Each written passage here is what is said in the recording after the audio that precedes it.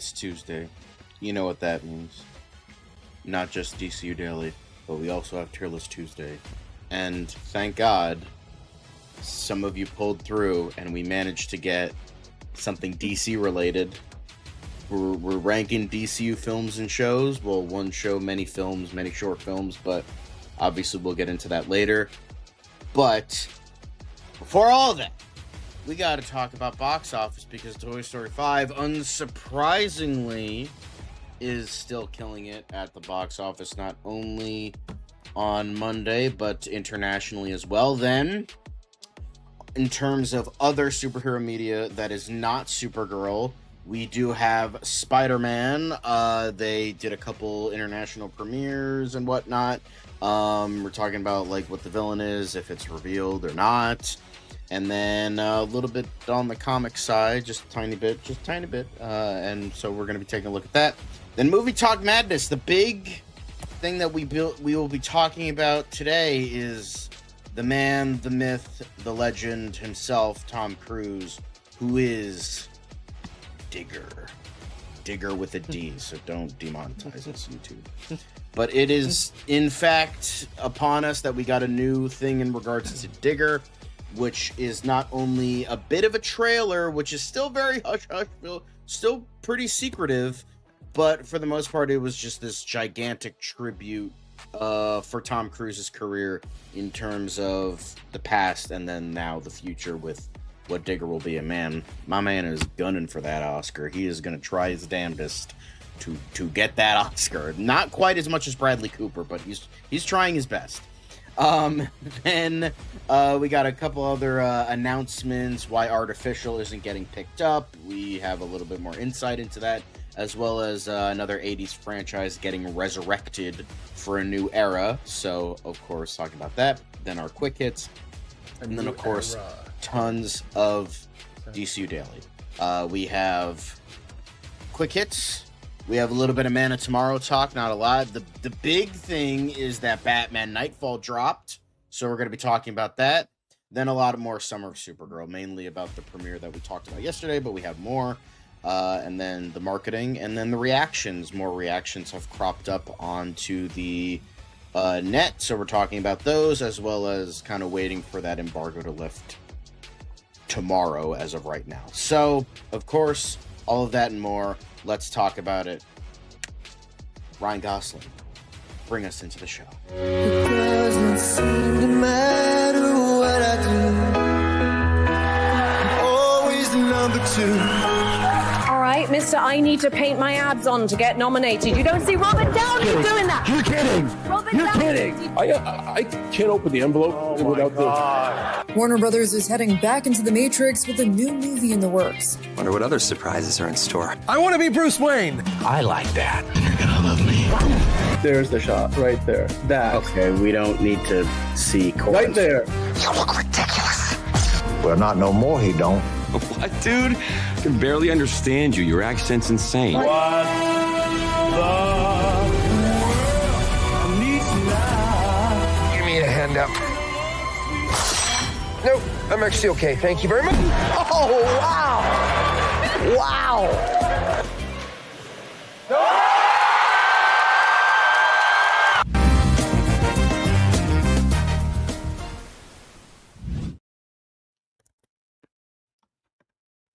I'm here. I'm back. Here to talk about all things news and quick hit related and everything in between. Welcome to the show. I'm not alone. Dan with new glasses. Looking sharp. Yeah. They almost match your shirt. I like them. Yeah. No, I got a couple of new pairs. Thank you for noticing. I kind of look ragged otherwise because, yesterday we talked Motherfucker is like looking like peak man right here, and he says he looks ragged. Meanwhile, I look like a hobo and I'm eating chips. Like, come on, man. Don't throw yourself to the wolves like that. Get out of here. You got your perfect haircut. You got your new glasses. You got your cool vest. Get the fuck out of here. Get the fuck out of here. Anyway. Appreciate the I will say this though, John. I figured out we are actually also streaming on TikTok today. that happened. So I figured that out today. After we got banned, after we had that Batgirl footage. Whoops, daisies. Yep. They finally approved us. Hey, TikTok. So, hello. Hello. Thank you. Welcome back to the madness. Speaking of madness, we got mad good shit today. Mm-hmm. Monique, steak burritos. I almost had a steak burrito today, but I decided to go for fried chicken instead. I was in more of a chicken mood, so I went with that. Also, Heidi Cole, and anybody else lurking. We see a couple people. You can't see it, but I can see it in the corner right here. That 5 people are watching. But we still care about you lurkers. As long as you give us a like, we're okay with the lurking. Liz's lady boner thing is going off on Twitch. Not Twitch, on TikTok. I'm sure if you guys see the shorts on the channel, Nelson Moreno. Hello. About that. Hello. Yes. Now, hello. We have a bunch of stuff for you today. We have 2 shows, obviously. Top of the show I mentioned Tearless Tuesday. So let's just get into the box office stuff. Let's get into that immediately. Not a ton, just a little bit more about how Toy Story 5 is still killing it, which is to the shock of fucking no one. If you're shocked that this movie's making money, then I apologize, and I'm sorry that you just got out of your coma right now. But I hope you acquiesce to society at large right now, because there's literally no other reason that you didn't think that this was going to make money. So, Toy Story 5 soars to best Monday of 2026 at as of right now, at the domestic box office with $17.3 million. So yeah, Toy Story still killing it. Way to go. I mean, the biggest box office Monday of the year. It is the summer months, so I think I think they timed this perfectly, because if you're targeting most school kids, because again, it still attracts not only just family audiences and people who grew up with the franchise, but there's still obviously a lot of kids that go see the movie with their families, or just get dropped off at the movie theater. So like June 23rd today, as we do the show, is pretty much right that sweet spot when high school's out, middle school's out, certainly elementary schools are out, or primary schools, or secondary schools, depending on where you live in the world, and it's just the perfect time for everybody to be able, it's accessible. So having a huge Monday like this, while it's not surprising, it's certainly still very impressive. $17.3 million. I think the previous high for the year was what was it? Was Michael the one I think had it? I think before that, Project Hail Mary had a really big Monday. So, but yeah, none of them, these are summer box office numbers. So good to see it. And of course, Toy Story 5 at this point, I think, John, like you were theorizing, it's more likely than not, we're going to get at least a 6 and maybe a 7 and beyond, to infinity and beyond. Quite literally and beyond to infinity. Literally, the amount of entries we're going to see in this franchise is literally infinity and beyond.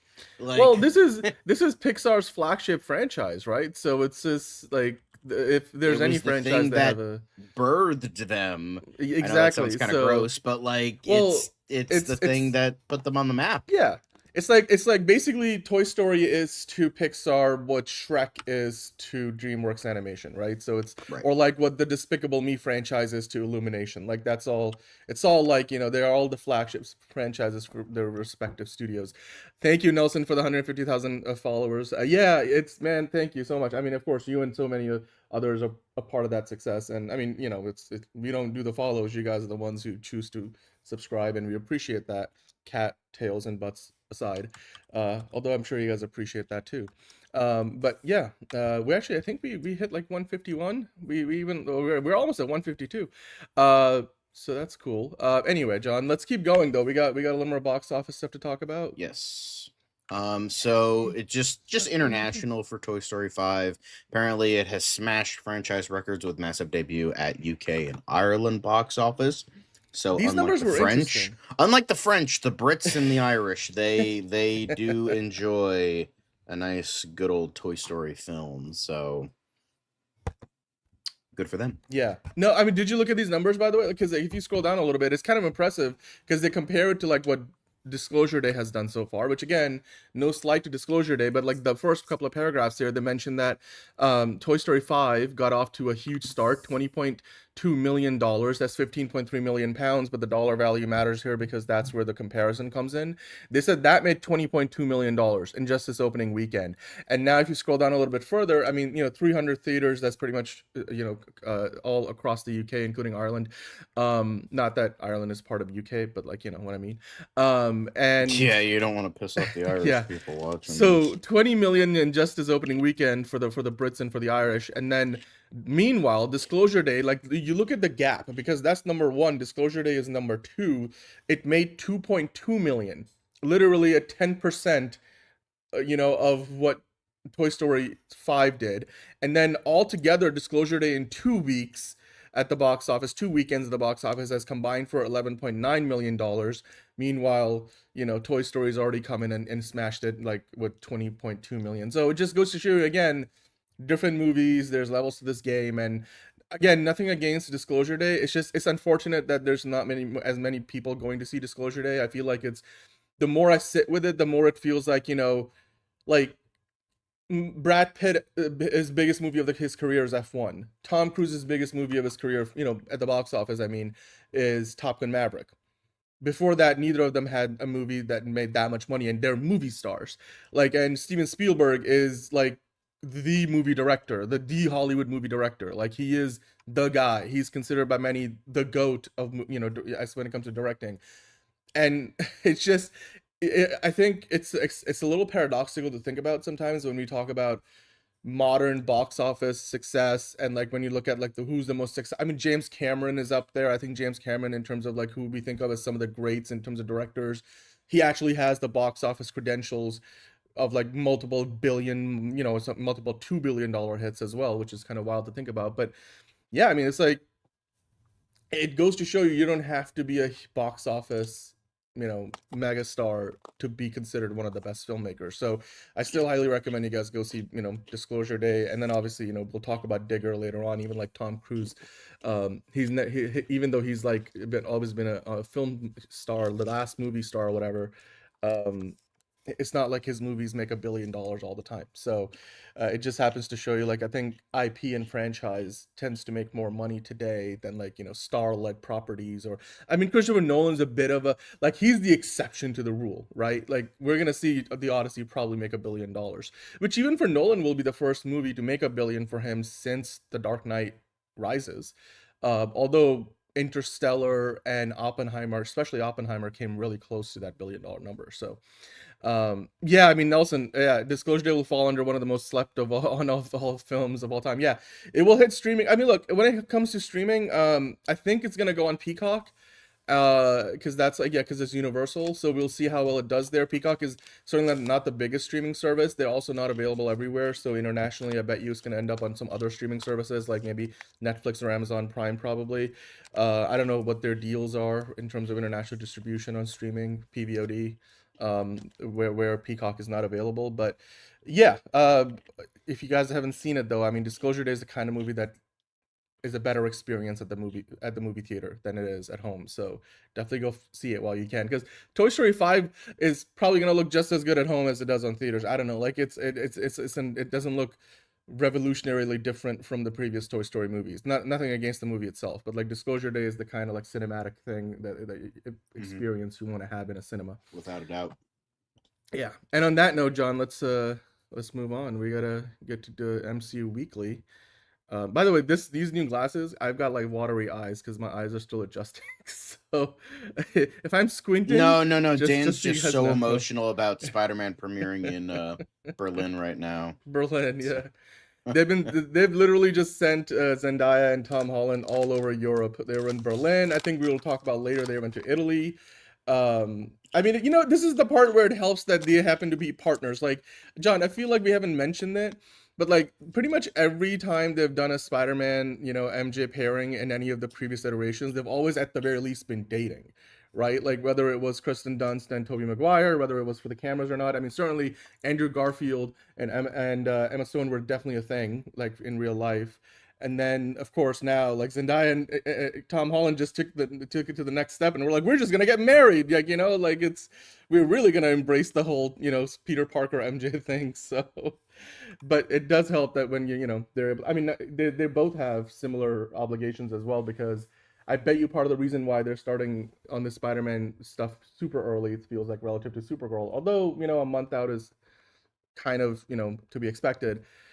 We know that both of them will likely end up on the promotions trail for the Odyssey as well. Mm-hmm. So yeah, it's good to see. I mean, Supergirl didn't really go to Germany.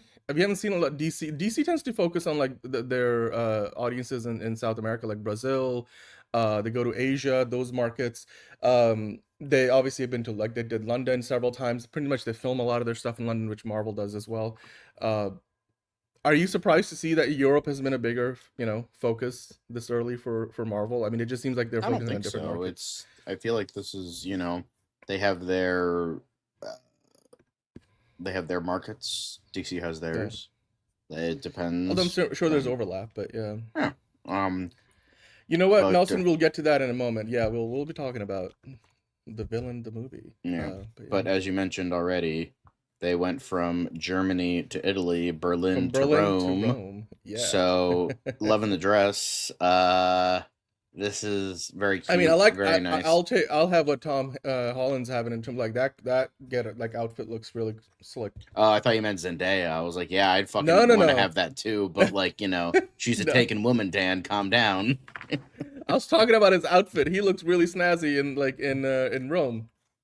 It's like the perfect athleisure look, you know. Like, I mean, jeans are good, but like then you see this transformation here, and I'm like, that looks very comfortable. And you know, especially because Rome can be a hot and humid city depending on the time of the year. So, although you know you get a nice breeze sometimes, so I bet that would work really well. I was like, I like that look. I might use that as inspiration. But anyway, I mean, of course, Zendaya looks great and all her outfits. So, yeah. But enough promotional stuff. We got to talk about the villain. We got to talk about the villain of fucking, you know, Brand New Day, because that's still a secret. Yes, we have had many villains show up. Got Boomerang, Tarantula, Scorpion, Tombstone, allegedly, you know, but we haven't had the main guy, you know, the main guy or gal. But during a recent, you know, red carpet, Tom Holland teased that the big bad is still a mystery. The villain that we have in this movie, which is still very much a secret, is, I think, unlike anything we've seen in one of these movies before. So as we know, Sadie Sink's character is pointing to being Jean Grey. With that in mind, those early Shathra and Spider-Queen claims start feeling more and more likely, hopefully. But yeah, I just think that this is definitely a, you know, kind of, I kind of like, in terms of all this, I like how they're keeping it as much of a secret, like, because like Doomsday is like kind of the obvious thing, you know. Like, oh, we gotta keep it secret. This is the glorious big return of the Avengers, all that shit. Yeah, sure, we know it's Doom, but it's like we don't know what's going on in the movie. Like, what is really? Yeah, we've gotten the leaks and rumors, but that can only go so far, whether those are real or not. So, but I also like they understand that. Yeah, Spider-Man is still our bread and butter. He's still our poster child. He is still the most popular superhero of all time.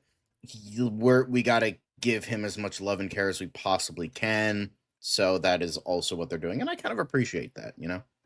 No, absolutely, I agree with you 100%. It's that thing where, like, we've talked about it. Like, take the MCU's other characters for what they are. Yeah, Iron Man is popular. Yes, Captain America, you know, is popular. Yes, everybody loves Thor. They would like to have, you know, plenty of Hulk movies made, and you know, people want to go see the Avengers. But I'm like, look, there's a reason why Marvel struck that deal. Like, Marvel had a lot to gain from that deal from Sony, just as much as Sony had a lot to gain from that, you know, sharing deal with Marvel. Sony, when they made the deal, like right now, Sony is in a very good position to walk away from this deal, because for Sony, I don't know, the low point in their last three like Spider-Man movies at the box office was like 800 something million dollars, which I think was like the high mark, and that was Homecoming, which was the high mark of the Tobey Maguire era of Spider-Man movies. So they've had $2 billion movies. One of them is sitting literally tens of millions of dollars, which is basically another couple of re-releases away from actually becoming a $2 billion movie. The very exclusive club that only 3 movies belong to, which is one of the Avengers Endgame, then 2 Avatar films. It's and then it would be Spider-Man basically. So Spider-Man is far and away, like, Spider-Man eats Wolverine's lunch, Spider-Man eats the Hulk's lunch, Spider-Man kicks Thor's ass, No. eats Iron Man for breakfast. Spider-Man drinks your milkshake. You gotta word it like that, man. Come on. Yeah. For breakfast, lunch, and dinner, Spider-Man kicks every other Marvel character's ass. X-Men, Avengers, puny Fantastic Four over there that nobody wants to go see even when Marvel does them. Like, none of that shit matters. Like, Marvel is Spider-Man, Spider-Man is Marvel, and the MCU is glad to have him on the same side. Spider-Man is to Marvel as Mickey Mouse is to Disney. Yeah. But like, and you got to give credit for Marvel for like rebuilding their reputation through that deal, because obviously, the even the high point of the Amazing Spider-Man movies reached like 700 something million, but those were movies people criticized and they underperformed, and they still made 700 some odd million dollars. So even then, like, Spider-Man was doing really well. So again, like, but getting back, the popularity of Spider-Man is unparalleled. Like you said, I think, like, right now, given where Batman is, because it's been through some ups and downs, Spider-Man is the most popular character. Like, I think Batman had sort of, been back and forth and, had overtaken that for a while, because, Batman had $2 billion movies before Spider-Man ever had $1 billion at the box office. And obviously, the Nolan era, and then even like some of the Snyder era, but like today it's for only Spider-Man. And, I'm sure Batman will get back to it, that we're getting another Batman movie next year and whatnot. Tom Holland in the DCU would be interesting, but I don't think he's gonna be itching to go for another superhero role after he's done playing Spider-Man for years and years. Like, it's kind of like RDJ at that point. Like, it's so career defining. It would just be odd to see him, but like, it would be an interesting idea. We could put it as an option in the Fancast Friday poll. But getting back to the headline here, John, dude, it was September of last year. Deadline had a headline about how Marvin Jones III is joined Spider-Man Brand New Day as the crime lord Tombstone. And, like, they have very much kept it a secret, Tom Holland, but have they, though? I mean, look, the average person doesn't know because none of the marketing materials have even hinted at the idea that Tombstone is in this movie. Like, but the most you can do is infer that maybe somebody's pulling the strings. Like, sure, but like, who that is, I mean, nobody really knows. The Hulk we know is like probably like set off by Sadie Sink's character. But like, is Sadie Sink like a solo operator that's just trying to survive? Like, what's the deal? Certainly, like, those other smaller characters, like, you got the Hand, you got Boomerang, you got Scorpion. Are they just like, doing it solo? Like, how did they get access to the resources that they had? Like, the Scorpion was in jail the last time we met him, stuff like that. So at the very best you can do is infer that maybe there's, somebody pulling the strings, a puppet master.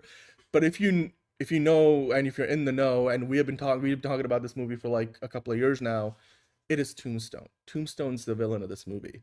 And I'm glad they've been able to like keep it out on the marketing entirely. But to those of us who've been following this thing, it's Tombstone. Like, Marvin Jones III is going to play Tombstone. It was in the trades in last September. It's pretty much like, they didn't do a press release at Marvel, but like they don't have to, but he was cast in the movie. I don't know, John, that's my understanding of it, but like, what do you think? Because I mean, this article is hinting at something as well, but like, do you feel like Tombstone is it, or is there even somebody else that none of us have any idea of? I think that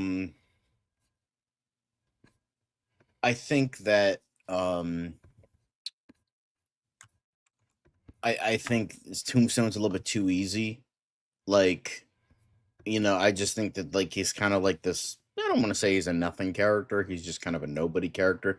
To have him be this like huge character feels kind of weird to me. Like, oh yeah, he's this big guy. I'm like, I don't know, I just think he's kind of one of the more like, oh, Boomerang, Tarantula, kind of villains where I don't think he's going to be in the montage, and I think he's going to have a role.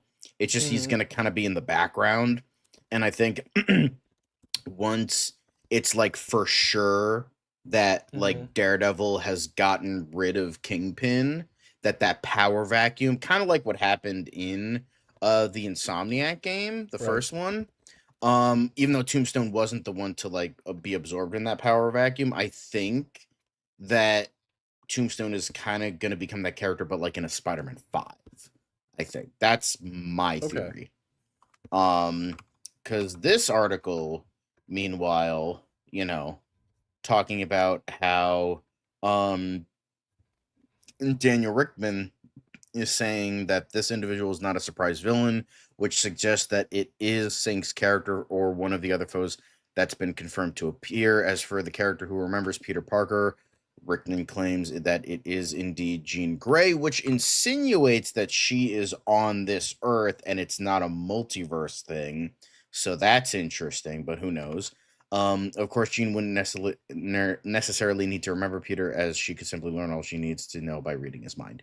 So that would actually be the Occam's razor explanation for why she knows about MJ and everything, even though he's immune to her telekinetic powers or something. I guess. I don't know, like that. But this is kind of obvious when you think about it, but yeah. Yeah, I mean, it makes a lot of sense. I mean, it's that would kind of feel a little more like, you know, RDJ was the villain of Civil War in a sense. Like, he's not really the villain, but like he was an antagonistic force throughout the film in terms of like clashing with Steve Rogers.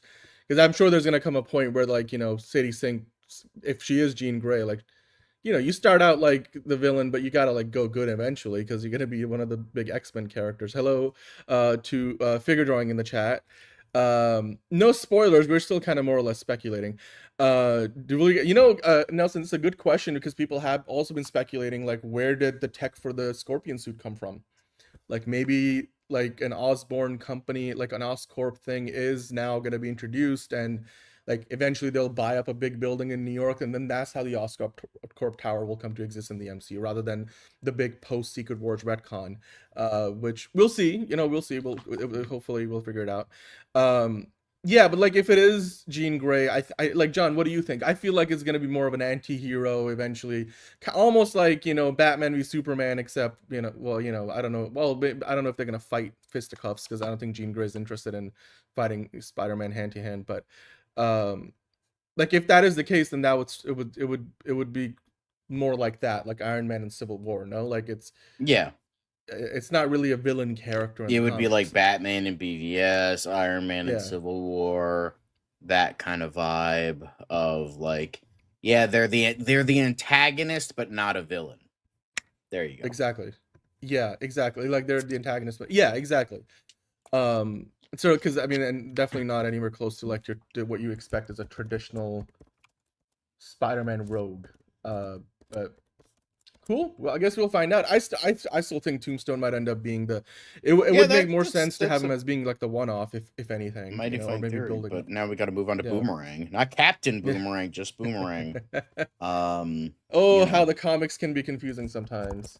But we finally have a clearer idea of what makes Boomerang tick in Spider-Man Brand New Day, and it turns out the so-called gimmick villain is packing a much deeper bag of tricks than the name suggests. First spotted by the Direct and New Universe promo, has spelled out exactly what his arsenal can do, and it's the first time we've gotten the breakdown in plain terms. The detail comes from the Spidey Tracker site. According to the breakdown, Boomerang doesn't just throw a sharp piece of metal and hope for the best. He fights using a set of specialized boomerangs, each built for a different job, kind of like Green Arrow with his arrows. Mm-hmm. But he's got a toolkit of trick boomerangs, explosive, again, kind of like Batman with the batarangs too. He's got explosive boomerangs, gas ones, electrified ones, a screech concussion one, razor edged one. So it's like, you know, Batman, but a Oi, villain. that's Kinda. why are you stealing, Captain Boomerang's idea? Anyway, it's fine, whatever. For the nothing uninitiated, Boomerang is revolutionary. Frederick Myers, a former professional baseball pitcher who washed out of the big leagues and turned his freakish throwing arm into a criminal career. He's been a Of course he Spider-Man and did. Captain America foe in the comics for decades, and more recently he became a cult favorite as the hapless ringleader of the superior foes of Spider-Man, one of the funniest books Marvel has put out this century. This looks like to be his first proper live-action appearance, which is a fun deep cut for a movie already stuffed with villains. And then it kind of goes into stuff about about Scorpion, but we already kind of know enough about him. But yeah, I like how we do get like proper, stuff in regards to Boomerang. Love to see it. Great stuff. So, Yeah, no, love to see it. it's good. I don't know how much that means we're gonna see of him in the movie, other than maybe We're gonna see like 3 total seconds of this fool. We're not gonna Like, fucking, we're not What getting was- much with him. Wait, was it Ramrod, or that's the Master of the Universe? What was the one we were talking about yesterday? Like No, Ramrod. You're Ramrod. right. That Ram Man and Ramrod. Ram Man is Masters of the Universe. of Ramrod course is it is. Spider-Man. Again, yeah, whatever. Spider-Man. So, all we're gonna get of Ramrod is probably like a shot where the dude just literally runs into the wall while Spider-Man jumps out of the way. Like, that's all we're getting from a lot of these little characters, which is fine. I mean, the fact that they're doing them is great, because at the very least they get a. I haven't live-action even tried iteration. with boomerangs. It's nope. A whole bunch of nope. I haven't done that in a long time. You got to throw it in the right way. It does come back to you, which is basic physics, even though it might feel like magic. Oh, So, I'm a boomerang. I'll always come back, mate. I will always appreciate Jai Courtney's take on the character, and I'm still kind of mad that they killed him off in the Suicide Squad. But the thing is, I'm not like, I mean, is it sad? Yeah, but the whole base is, I remember when so many people were angry. It's like, first off, nobody gave a fuck about Suicide Squad until Jai Courtney died. Second, and nobody gave a fuck about Jai Courtney until Suicide That's not Squad. true. No, I give a shit. Like, I've always, but like, I liked the first movie for even despite all his flaws. But and then on top of the fact, literally the tagline of the movie is like, Don't get too attached. Don't Like, get too attached. Yeah, like, Don't get too I attached. get it. Like Polka Yeah. Dot Man died. Like, Javelin died. All these motherfuckers. Dude, I totally forgot Polka Dot Man died in the movie. Holy shit, I completely forgot about that. I've just been watching stuff with David Dasmalkian and being like, he should totally be back in a future movie. And I'm like, shit, he did die in the movie. That's, oh well. Anyway. But not the last. Well, it was mostly. Thank God it was all Spider-Man stuff today, not fucking Doomsday. But the Midnight stuff has, like, AKA Marvel's answer to the Absolute Universe, but more horror based. We are getting the Midnight range of Marvel's like Elseworld story. I know them. It's not DC. Elseworld is a DC thing, but that's the best. What ifs for Fantastic Four. Oh, like whatever they did with the Ultimate stuff back in the day. Yeah, Not the so Ultimate- the the Ultimate, Midnight Fantastic Four has been revealed, illustrated by I'm probably gonna butcher this name, Linnell, Francis Yu. We see the Human Torch and Invisible Woman both look mostly as you would expect. However, their powers seem to be giving off a weird energy, Stacey. like black smoke billowing from Johnny Storm, for example. The Thing has been redesigned and looks more like Rock Hard from Boys Season 5. As for Mr. Fantastic, there's something oddly sinister about this hulking take on the scientist. So in Midnight Fantastic Four, an obsessive scientist delves into the secrets of the universe, perhaps best left unknown to humankind, leaving himself and 3 others warped in strange and horrifying ways. What horrible secrets lie in the new dimensions they have discovered, and can humanity survive the discovery? Writer Benjamin Percy said, let's be honest, on any other circumstances, Marvel wouldn't let me write the Fantastic Four because I'm too mean and evil for the first family.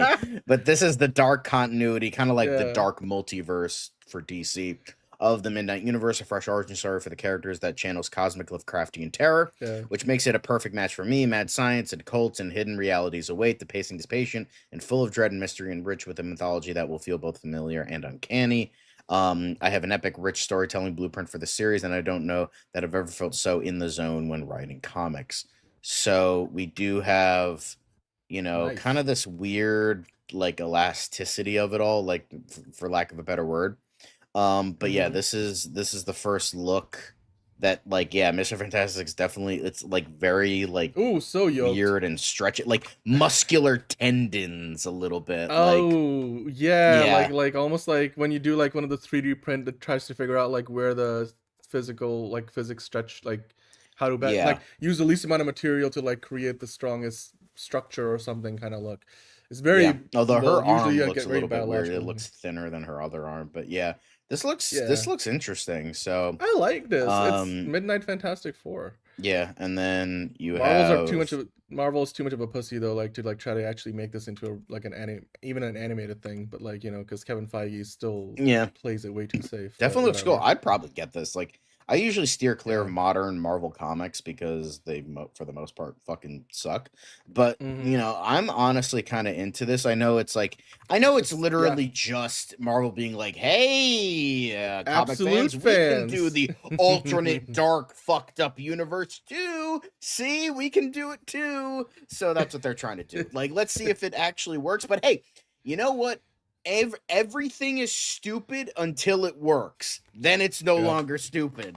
So you know what? If it works, if it makes the money, then cool.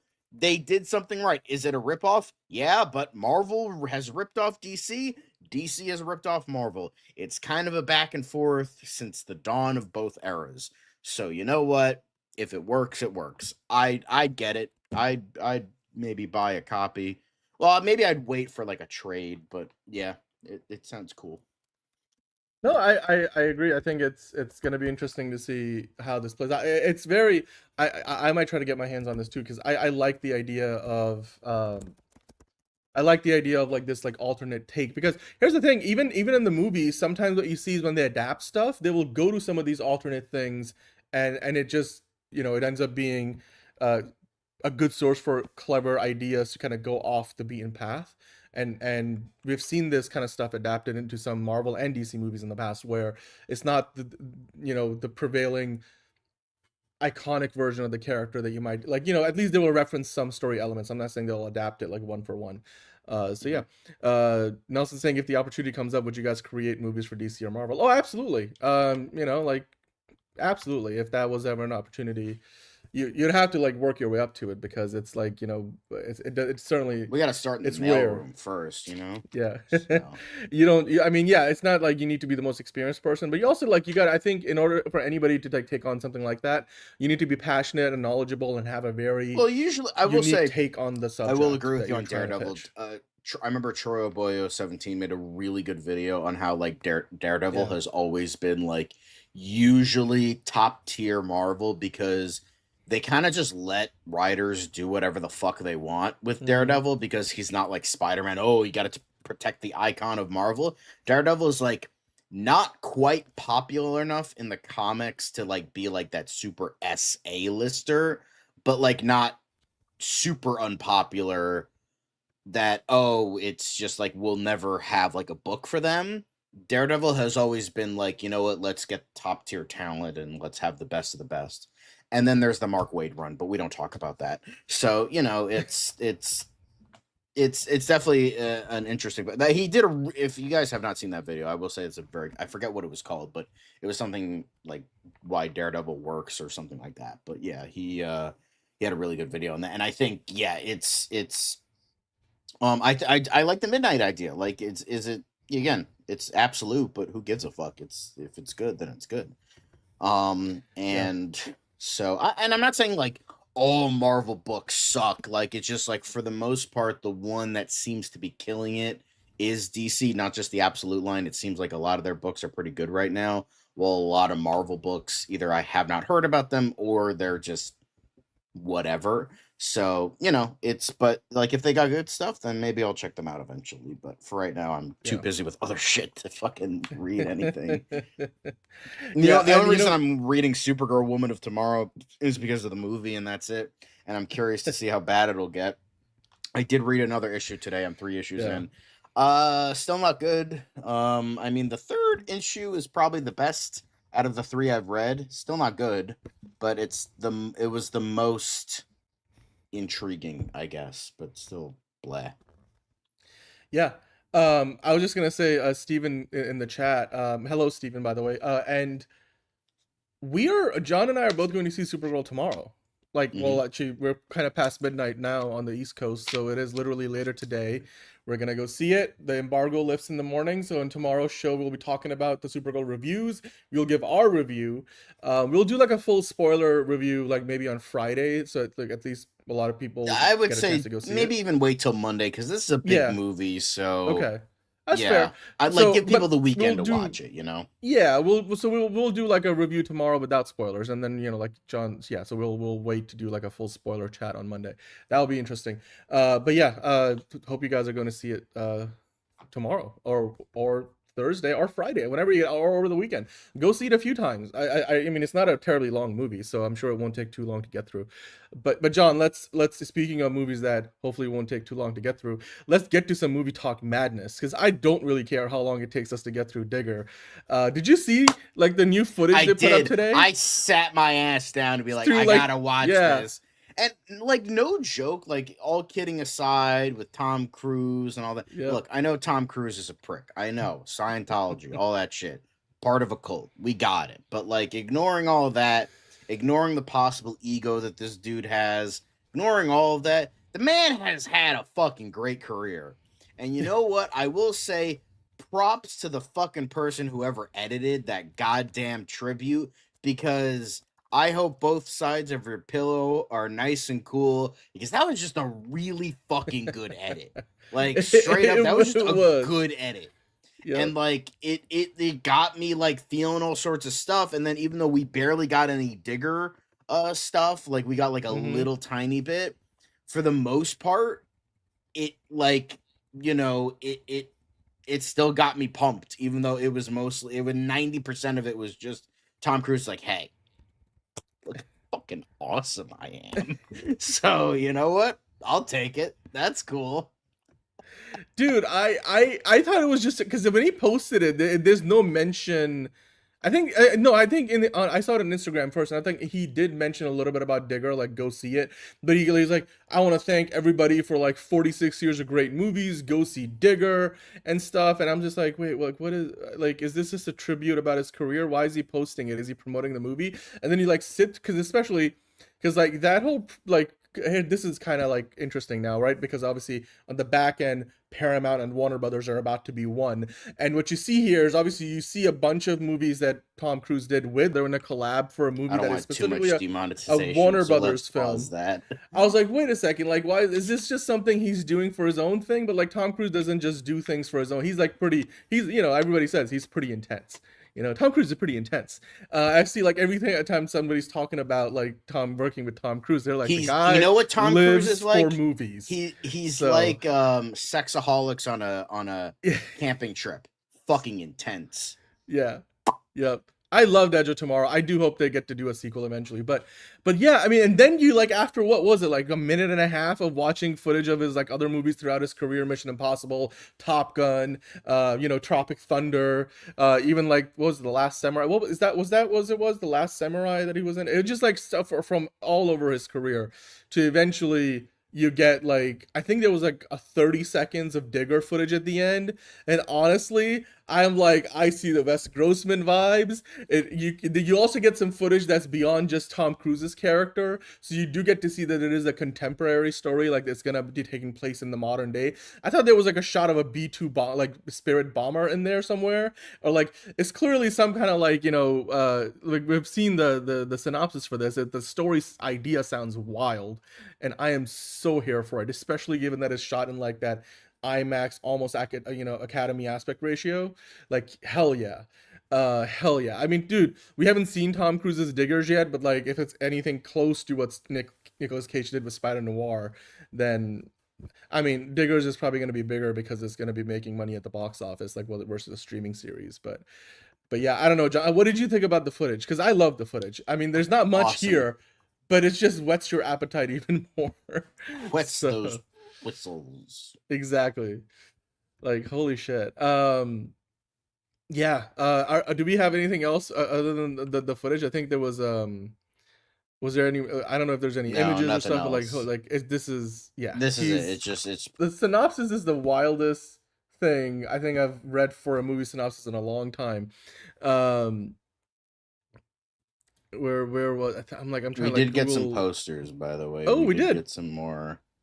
So we have the retrospective trailer, and then we got him. Yep. There we go. A man. Well, we're as hyped for meltdown. Spawn as somebody. So it's essentially like a guy who caused this has to save the people from his mistakes. I think like a nuclear meltdown is gonna like fucking destroy the world, and only Digger can stop it. So,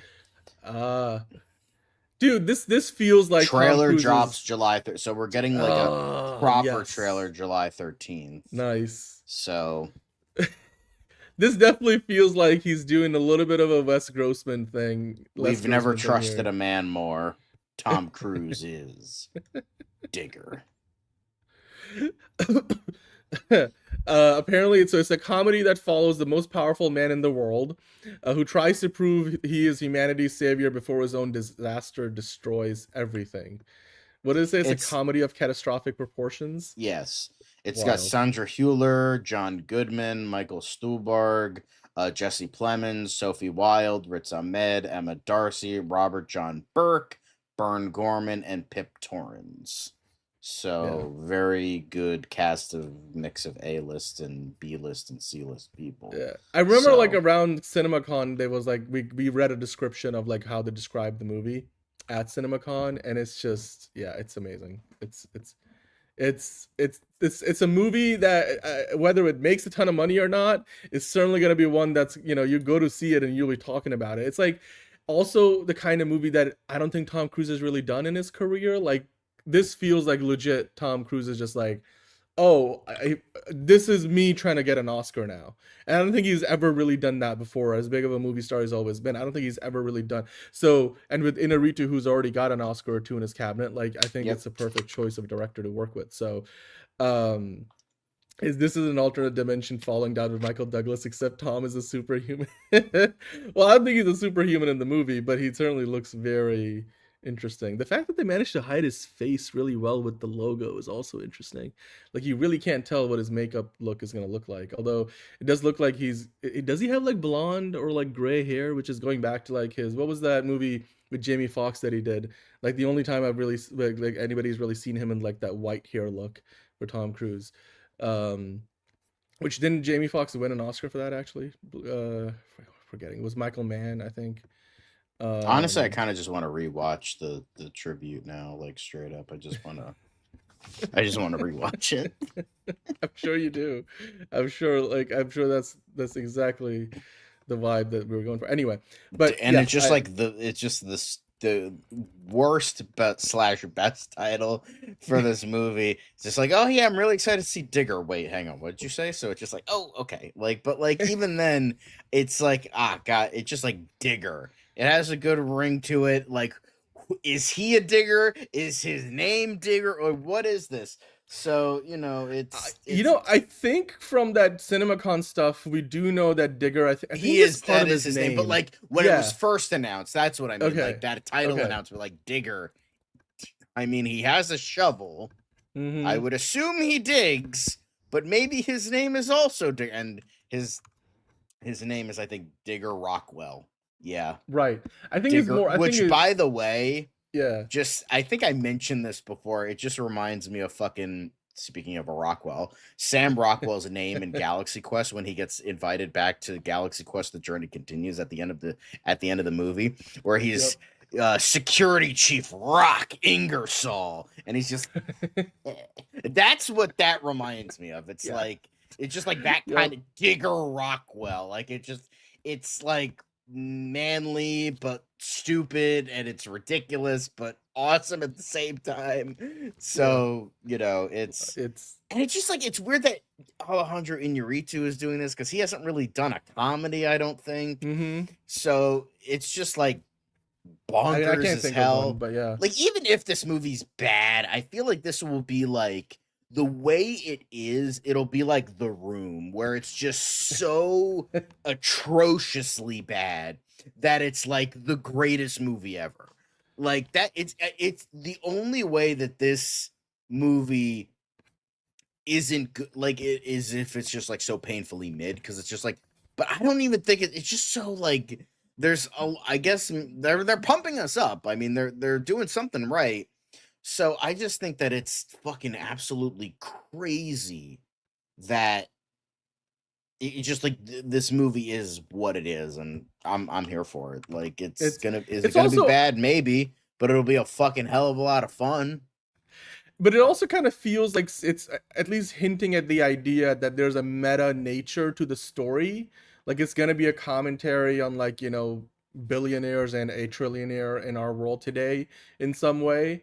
Which I appreciate that, because also that's not the kind of thing that like again, most movies that Tom Cruise we'll be makes getting into that soon or anything enough, like that. So yeah, but it's just it's like on that level I think is also very interesting, because it might just be a very timely movie as well, which I think might be one of the ways that it also gets great consideration at the Oscars, because the Academy loves anything that feels like it's providing, because I mean movies have always been like that, so on that level it's I appreciate it. But yeah, God, like I can't wait. Whether it's good or not, it's gonna get attention, and because it's Tom Cruise, it's gonna have he's gonna get give it a bit of a boost for the box office. And I don't know, this is gonna be an IMAX, right? So I hope we get to see. Yeah, well, we'll get the full IMAX ratio version. Like if you go to a 70mm, which there's only like a few dozen of them in the entire world. But yeah, it'll be interesting to see how all of that plays out. But yeah, cool. Can't wait for Digger. Yeah. Hello, D-Cole. How you doing, man? Thank you for joining in. It sounds like an offensive term. I think that's the idea. Digger is definitely meant to be like something that almost sounds offensive. Yeah. Oh, we're gonna get to the Supergirl premiere reactions. We have those later. We have even more of them to talk about. And there's a new Batman trailer today. We'll talk about that as well. But right now, John, we have more movie talk madness to get into. So let's more glazing. Because even though, it's kind of at the end of its rope in the theater, we gotta, come on. Look at this. Look at this beautiful. Hey, that's Rocky IRL. Oh, it looks so great. I love, like, again, they have, like, probably so many versions of the puppet that they use in the movie. Like, yeah. Real D 3D in Dolby? Like, or Real 3D? I don't know. Is that, like, a thing? Can you do that? Like, can you go watch a Dolby that is also Real D 3D? I prefer Dolby most of the time, but I don't mind. Dolby's Real D pretty 3D. awesome. I haven't been to a 3D movie in a while. Well, I watched both of the recent Avatar movies in 3D. But I mean, those are like the best ones to watch in 3D. I think one of the last 3D movies, I think it was like Inside Out 2, maybe. I don't know. That you went to see in 3D, or like, because I mean, I'm sure it might have been it might have been the last Avatar movie, and maybe like Inside Out 2 were like the last ones I saw. Okay. Yeah. Cool. Kind of lame. Yeah. But all right. Well, yeah. I mean, hey, Rocky IRL, give me more of that. I would love to have one of those like hanging around, that like like a big. I'm sure they must have it somewhere. Like you can get like almost a life-size version of Rocky that you could just have in your home. Maybe you can just 3D print it, like using the same blueprint that you have for the small version. I'm sure. I've seen people like build their own like arts and like literally just craft and mold their own versions of Rocky based on all the artwork and everything that they've got from the movie that's available publicly. But John, we also have to talk about Thundercats. Thunder! Ho! Thundercats indeed. Remember there was like, we talked about this last year? There was like Adam Wingard was working on a Thundercats movie. But apparently they're developing one at Warner Brothers Animation. This is coming from the Annecy Festival that's happening this week. So apparently they're developing a animated Thundercats movie at Warner Brothers Pictures Animation. So what's going on there? Thundercats, ho! It seems like a Thundercats movie has been languishing in development hell for many years, but back in 2021, we got word that Warner Brothers was moving forward with an animated feature of the adaptation of the classic 80s animated series, with Adam Wingard set to take the helm. The movie was going to be a CGI animated hybrid with Wingard's longtime collaborator Simon Barrett on board as writer. Updates have been few and far between, and we had assumed that the project may have been shelved. During the Annecy Festival, Warner Brothers announced that an animated Thundercats movie is in the works, but no other details were disclosed. We don't know if this is the same as Wingard's film or a completely separate feature. And if you don't know what Thundercats is, it's kind of like in the vein of like Masters of the Universe, where it was pretty much just sold, made to sell toys. The cartoon followed like a Nelson was team talking about, yeah. of cat-like humanoids: Lion-O, Cheetah, Panthro, Tigra, Jago, Wily Cat, and Snarf, who leave the dying planet of Thundera in search of a new home for their species. They settle on a planet that comes to be known as Third Earth, where they battle Mumra and their old enemies, the mutants, for control of Lion-O's Sword of the Omens.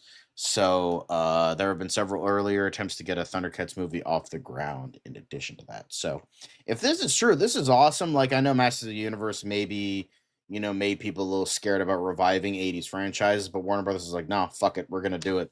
But I like how if it is like animated, I think that's a safer bet, because I feel like you're going to get more of a 4-quadrant audience for that than what Masters of the Universe, which is clearly made for Gen X or older millennial audience, which, to be fair, is not really going to the movies right now. So there have been not as much as like younger Thundercats Thundercats shows I've been aware of. There was the original 80s version, the 2011 version, which was kind of had a bit of an anime influence, that I heard was really good, but due to low viewership and high cost to make the series, they canceled it. And then a couple years later, then they made Thundercats Roar, which was essentially what kind of Teen Titans Go is to Teen Titans, where they kind of made it for a much younger audience with cuter animation. So there may have been another Thundercats show, but those are the three that I'm aware of. And so even less popular than Masters of the Universe, because I think Masters of the Universe has at least 5 adjacent series, because there was the original, there was the 2 on Netflix, there was the She-Ra show, and then I think there might have been one in the early 2000s, maybe in the 90s, early 2000s, but like there's been at least 4 or 5 Masters of the Universe, so there's only 3 Thundercats that I'm aware of, but there maybe is possibly more, I don't know. But but yeah, this is I always thought like Thundercats was like it's just one of those like weird 80s things that's just cool. That's just it's very cheesy 80s. but cool, and I love that. It's so 80s. It's like a bunch of cats fighting a mummy. Like, man, the drugs were fucking great back then, weren't they? Like, it's just back like, in the 90s. I could just imagine a team of like 6 adults trying to figure out what kids like, and they're just like, okay, guys, what if we get muscular cats and they're trying to find their new home, and like one of them has an awesome sword that grows, and I bet you they're gonna make penis comparisons when they're older, but it's totally fine, we don't fucking care. And then they fight a mummy. What about that? Boom! Green light that shit. Give me 3 different action figure lines and you got yourself a deal. Like, that's just how like most 80s like conferences and like meetings to figure out kids animated shows back then, and it was awesome. It was great. No, you know what it is? You just there's a do you know that there's an Instagram like creator who literally does this, where like he walks in like a coked up movie executive? Yeah, and they're, exactly. Like, that's that's literally what it is. That's who I was kind of blanking like on him. in the vein. I'm like, that's of, literally what this is. Yeah, no, it's I just forget. Oh God, now I'm gonna blank on. I don't know his name, but that's who I was essentially like.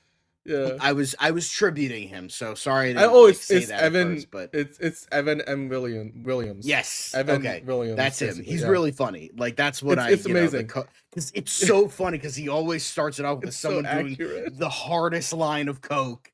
Yeah, just like going off. It's great. I love it. It's literally perfect. Like the coke hit hard in the 80s. Tyler Williams is another one, I think, or Tyler Reagan. All those guys that do funny sketches in front of a green screen. They're all great. Well, I mean, they literally do it in the offices, and there's a bunch of like other dudes and that they work together as creators. It's great. Like, but you know what? That's actually not probably all that far off how studio backlots, look like operated. Like, you walk into. They looked like, that scene in Scarface where he has the mountain of cocaine on his desk. That was most fucking Hollywood in the executives. 80s. I'm pretty sure that was all Dude. executives in the 80s. Yeah. Like, No, honestly, exactly. people Yeah. are asking, hey, how do you bring back like the golden age of like IP?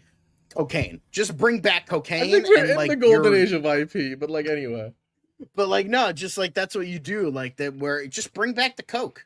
Weed is not enough. Bring back the Coke. And I'm not talking about Coca-Cola. But, you know. Officially you are, unofficially you're not. But yeah, sure. Cool. My lawyers are telling Thundercats. me I have to say that that's a joke. And on that lovely note, John, let's move on to something that is very much not a joke. And no, well, the person that the movie is based off is a joke. Is a joke, but like such a narc. Anyway. Such a bitch. Sam Altman, total bitch. Fucking with his like looks like got a fucking botched nose job over here and his fucking he's another chode with lips. They had to flare the nostrils a bit more, like it's anyway. Yeah. But so we did talk about this either yesterday or last week, I forget. But we were talking about it was like a couple of days. It was yesterday or a couple of days ago. Like this is pretty recent now. Yeah. I think it was probably Friday is when it first happened. Yeah. When Amazon dropped the movie.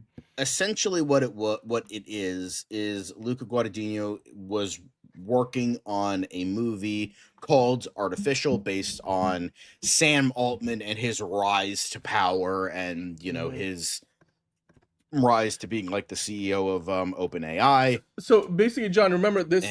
So if you guys don't know, what happened was there was a time when Sam Altman was fired by the company, and then there was a staff revolt because I've kind of looked into this. Apparently a lot of the senior executives and the board were not trusting Sam Altman because he was basically creating a lot of infighting amongst board members as well as staff. Like in order to get productivity out of one team, he was pitting them against each other, and it was kind of creating a lot of, that's just the surface level highlights of basically he sleazy moves. Like it is how well, best all describe rich guys are fucking sleaze bags, so and so the board kind of voted him out, and then the staff kind of revolted, which you guys asked for it, fuckers. But they probably, all those guys probably had equity in the company or whatever the case was. But anyway, he was hired back not too long after. I'm sure if you guys have been around long enough, you remember this was in the headlines.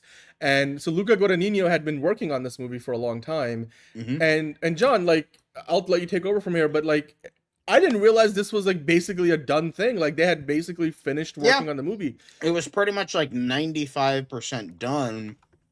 But it was being worked on at Amazon, which, by the way, fun fact, we mentioned this before, they recently had a deal with OpenAI. It was $50 million, something like that. It was more than that, I think. Google just invested 50 billion. million. Sorry, 50 billion. With a B. Yeah. With a B. How can I make that mistake? But that's kind of the question of everything. The film is being shopped around right now. Netflix said no, and a couple other people said no. But apparently with all of this, it's kind of just being it's kind of the gist of it is it's Social Network but with Sam Altman instead of Mark Zuckerberg. That's essentially the vibe. And isn't Andrew Garfield in this? He's playing yes. Which makes another, Andrew Garfield again, comparison to crossover network, there. But yeah, well, Social Network, but yeah, it's definitely there. You can read this whole interview. We're not going to go through the entire thing, but yeah, it's definitely, it showcases a look at this guy who is kind of beloved between the elites, Hollywood execs, and tech elites and billionaires, now trillionaires. One trillionaire, and because AI is the future, and how everyone is going to bend the knee to AI because it's the future and we got to evolve and blah blah blah. And Sam Altman is kind of the poster child, kind of the douchebag Jesus of this whole glorious movement. And the thing that's interesting, not just this, but it kind of feeds into this idea, was this gentleman named Joe Russo, No, not that one. Mm-hmm. Different Joe Russo. But he kind of talks about how he read the script. Apparently, the script is out there. He's read it, or he has access to it. And it is essentially, putting it very nicely, in the very like modest way possible, of ripping Sam Altman and his little bitch boy face a new asshole. That's essentially what this movie is. And Netflix, Focus Features, all these people were like, nope, we're not touching that with a 39.5-foot pole, because all hail the AI, because everything's going to be so much easier for us, because God forbid if we pay humans to do this shit. But yeah, so it's essentially, it's like there now, in terms of like conspiracy, there's the idea of like Sam Altman heard about this and he's trying to like close this shit down. I don't necessarily believe that. I just think that a lot of companies and a lot of people are like into the whole AI thing, and Sam Altman's kind of the poster child of that. So they don't want to like jeopardize their stuff with this guy. So they're like, yeah, we're not gonna fucking. But it's also like at this level, it's one of those things where he doesn't have to say it out loud even, right? Like it's like Mike Hopkins, that dumbass motherfucker, who's like the guy who part of the new Pete Friedlander crew, that canceled Stargate and basically are changing the direction of Amazon Prime Video in a way that I think is not actually very conducive to like what people would want to see, the kind of content and basically you're yet to see the final results of their new strategy, but they're turning the ship in a different direction than where Amazon Prime has been for a while. And he decided to just drop the movie right before like this was ready to go. And like you said, I don't think this is like Sam Altman literally went to them and said, oh, please change, right, don't release this movie. I don't think that's but he doesn't the case have at to. all. Like he doesn't because everyone's have to, because so like riding his dick. So yeah, it's like this unsaid influence, because like the AI like companies have clearly an outsized influence like, all over Hollywood. I have a really good comparison for this. It would have been like if William Randolph Hearst actually got Citizen Kane shut down. Like that is essentially what it's like, where you can, although the difference is Artificial actually uses the name Sam Altman and uses him as like this guy in this movie, rather, then indirectly Citizen like Kane is a very weak and very light, obvious allegory, or like Randolph Succession Hearst. and Rupert Murdoch. Like that's another recent example. The drama of the Murdoch family, and if you know the real story about how long they were literally suing each other over the succession plan and stuff, and then just the show, although the show's events kind of veer off the reality at several key points. Oh yeah, they have to, but like to kill off Brian Cox's character, Rupert Murdoch is still around and kicking everybody. But yeah, this is, to me, here's the thing, if you knew about like what was going on in the news when this was all happening, Sam Altman was not painted in the best of light for him, all through his own actions, because of how he went about everything when he got fired for that what turned out to be a brief period before he was brought back in, and then kinda they completely like Steve Jobs in the 90s. But Steve Jobs probably like has done way more good for Apple. Well, I don't look, because I feel like Steve Jobs was not like Sam Altman level of like all the wrong kind of things, but it's that thing of they completely redid the whole board of directors, and then they said, oh, one of our mission statements was, we're never gonna be a publicly traded company, we're always gonna be a nonprofit. And then they decided, oh no, in order for us to reach our ultimate goals, we had we're talking about the movie, but I'm like, there's a lot of that stuff that's OpenAI has done. It's literally kind of the same thing as remember Google's founding statement. One of the things was, don't be evil. And that one day they quietly retired that, and that's no longer part of Google's like alphabet statement, a mission statement. And it's just like they never made a fuss about it, but like if you went and checked it, just all of a sudden that was no longer there. So you're like, huh. They're called Decepticons. How have we not figured out that they're evil? Like it's right in plain sight. But and that's what OpenAI and like especially Sam Altman and many other people in, across the AI, but like some of them will, like, I think like Anthropic's co-CEOs, they at least say the quiet things out loud. I still don't think like they have all their priorities in the right places. But anyway, that's all aside. This movie, a damn near finished movie, just got dropped by Amazon simply because they're like, we don't want to be seen releasing a movie that directly contradicts, our business alliances, allegiances. So whether it was Jeff Bezos that made the call or whether it was somebody just passed along a note, Mike Hopkins clearly wants to keep his newly acquired job. So he's like, not under my watch is this movie going to come out. Now, they are shopping it, and hopefully like a platform like Mubi is able to acquire it and distribute it, because I think people are going to want to see this film. Way more than even like the social, what is it? The social dilemma? The social reckoning. Their social reckoning. Dilemma. It's definitely a dilemma.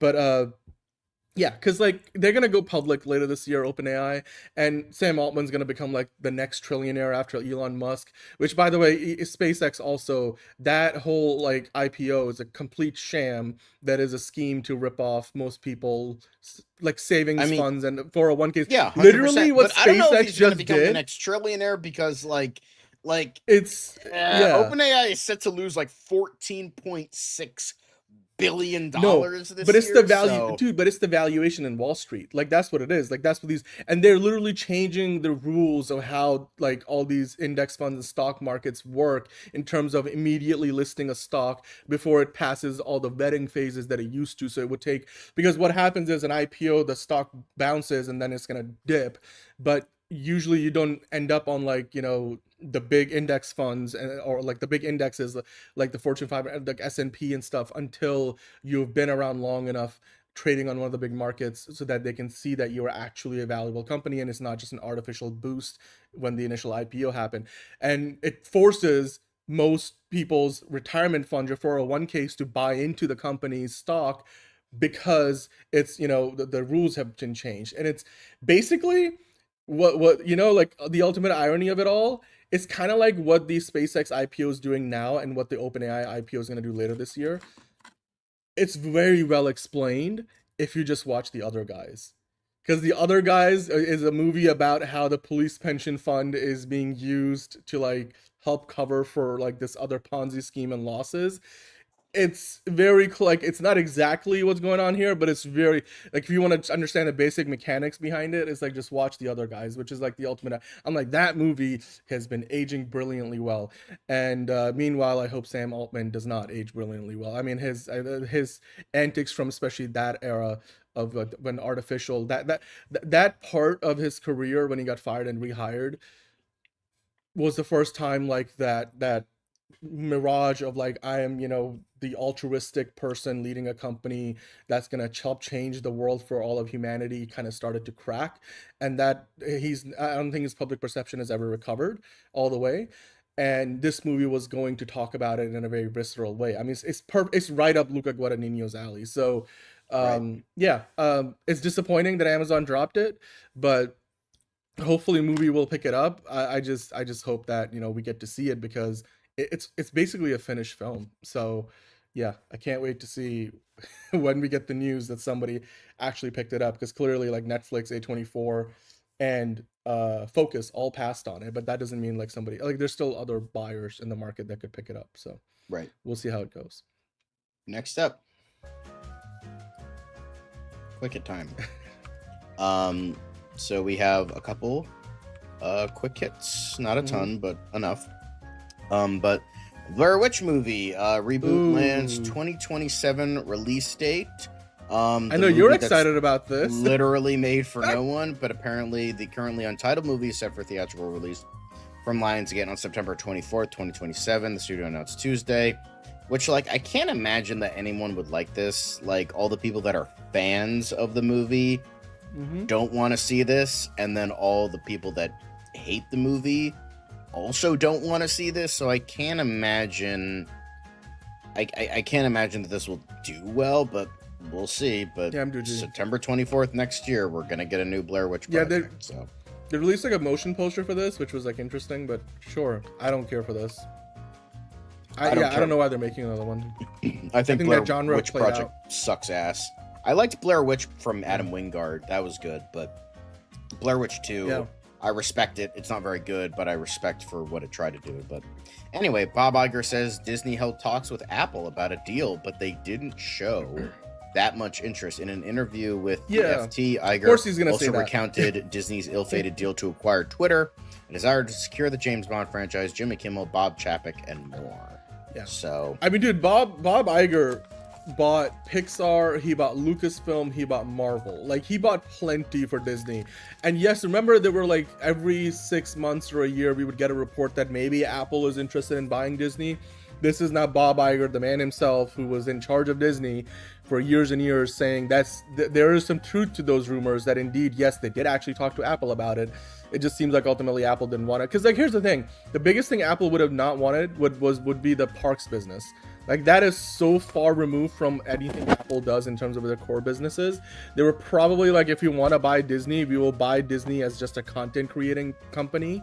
And we were going to, like, get rid of the parks business entirely, spin that off. And maybe that's where things probably failed. I'm guessing, but, like, there's a big part of Disney's revenue that comes from, like, their parks businesses that Apple probably had no interest in whatsoever. And then, like, the whole Twitter thing, fine. James, I'm sure he would have liked to have James Bond too. I don't think the Broccoli's were interested in making that change until they were like, we're too old to kind of shepherd this, and maybe, I don't know if they have kids or not that they wanted to pass it on to or not. So that's when Amazon stepped in. But that was probably more of a timing thing, that when Disney wanted it, Broccoli's weren't interested in, giving up the control of the Bond franchise. Right. Oh, by the way, he talked about Bob Chapek without naming him at all. And so, yeah, I bet that's one of the biggest regrets of Bob Iger's career, that he chose his own successor. Well, I don't know how and Josh totally shipped the D'Amico bed. is going to do, but we'll see. Oh, Josh D'Amaro, but yeah, we'll see. Tomorrow, I thought it was D'Amico. Okay. Yeah. But yeah. Anyway, It's an interesting interview. Yeah. Speaking of CEOs and whatnot, Star Trek showrunners confirm Doctor Who crossover talks. Here's why it didn't happen. Kyva Goldsman and Henry Alonso Myers have confirmed that they and Russell T Davies discussed a crossover with Doctor Who. So why it didn't happen? We were trying with Russell to do a crossover. We were for years. Again, these are the near misses, but we got not unclose. So you got close. Academy Award winning writer, ladies and gents. And we had some really cool conversations about it. And so certainly in our view, I mean, Pelia traveled in the TARDIS. Why not? So yeah, it's pretty much like if I had a nickel, it happened twice, because I know Russell T Davies wanted to, when Doctor Who, the, reboot, continuation, however you want to word it, what first happened in 2005, he wanted to cross over with Star Trek Enterprise, but literally the week Doctor Who premiered, Enterprise got canceled. So that never happened. And then I imagine with Russell T Davies back at the helm, he wanted to, and with Star Trek now pumping out shows like, like fucking Diarrhea. Yeah. But I was trying to think of a better, like, metaphor, but I guess that works. Sure. But yeah, like, now that Star Trek is like has like a bunch of shows again, they try to get it off the ground, and it once again did not work. And now Doctor Who is canceled, and there's no ongoing Star Trek shows outside of, I believe, Strange New Worlds. Well, actually, so both Starfleet Academy just finished producing its last season. I think Strange New Worlds is currently filming its last season, because the season that's going to air this year is the penultimate season, and the next one is the last one. So basically, by this time next year, Star Trek will be in a bit of a hiatus outside of like whatever post-production work is still being done. Right. And I don't think Akiva Goldsman is going to be around with the franchise, and thank God. Whatever they do under the next era is going to be different. I think they're trying to bring it back into movie form, but anyway, there's meant to be a bit of a gap, I think. Right. So yeah, both Doctor Who and Star Trek are about to be off the air for some time. Yep, and it'll be the first time since like the 60s where like is it? No, because it's like you had Doctor Who, then you had Star Trek, and then you had Doctor Who for decades. But Doctor Who kept going when Star Trek had a bit of a break. And then you had TNG come out in 87, right. And then 2 years later, Doctor Who went off the air, and then, of course, pumping those out through the 90s, like, I believe BBC acquired a lot of Star Trek stuff, because that was during that lull, the wilderness years. Yeah. And then you had Star Trek Enterprise, and literally it got canceled the week that Doctor Who came back. So Star Trek, since 1963, we have gotten either Doctor Who or Star Trek on our TVs, and I believe this year is the first time since 1962 where we have not had Doctor Who or Star Trek on our screens. That's insane. That's actually that is kind of insane. wild. I didn't realize that it's been that long, but that is wild. Wow. Okay. Yeah, because you're right. Between the two franchises, when one was in a bit of a hiatus, the other one was still going, and this is going to be the first time in like 6 decades or more. That's wild. Yeah. But next up, speaking of Apple, though, going back to Apple, the MonsterVerse series, the Wyatt Russell version, because you have Monarch, which was both Wyatt Russell and Kurt Russell, but now it seems like they're the spin-off that's focusing on young Kurt Russell, aka Wyatt Russell. It casts Millie Brady and Pilu Asbeck. I just watched him. He was like to direct the pilot. So Pilu Asbeck was like the villain of the latest Foundation season. I just finished that. Pretty good actor. Makes for a really easy to not like character. With a name like Pilu Asbeck, it sounds like a villain name. So no offense to that guy, but I don't know if he's gonna get like pigeonholed into another villainous role. But yeah, J.D. Dillard and of course Millie Brady. Yeah, it sounds interesting.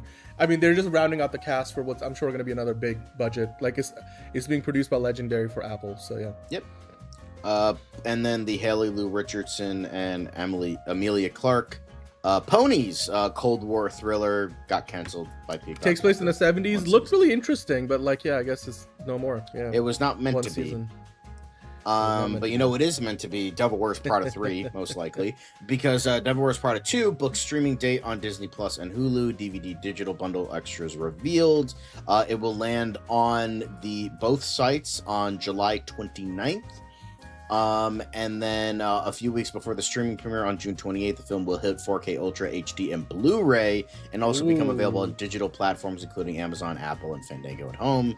A DVD digital bundle of the 2006 original and this year's sequel with extra features will arrive 2 days later. So, yeah, I think I'll wait for Disney Plus, but I'm not getting this on Blu-ray. But anyway, not a Blu-ray film.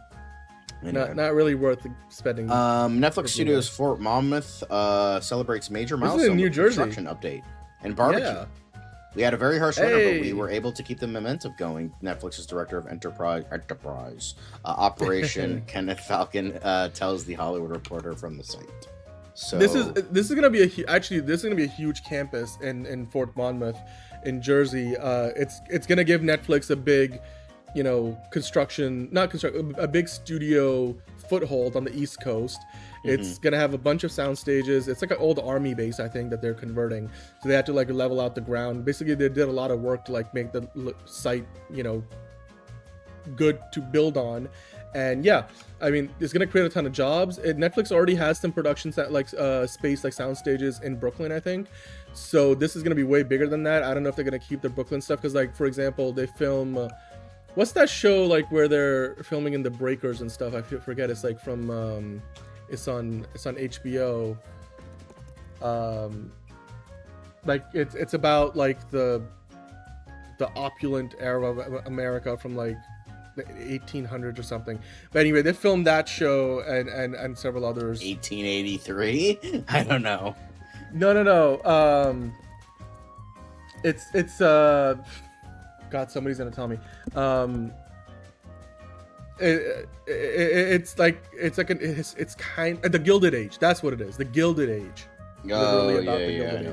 They shoot that in New York. They have a bunch of sound stages for that there. They also shoot some of it at the breakers and those huge mansions in Newport and stuff, where the exteriors and stuff, because it's meant to be about that era of America when you had all the robber barons and stuff.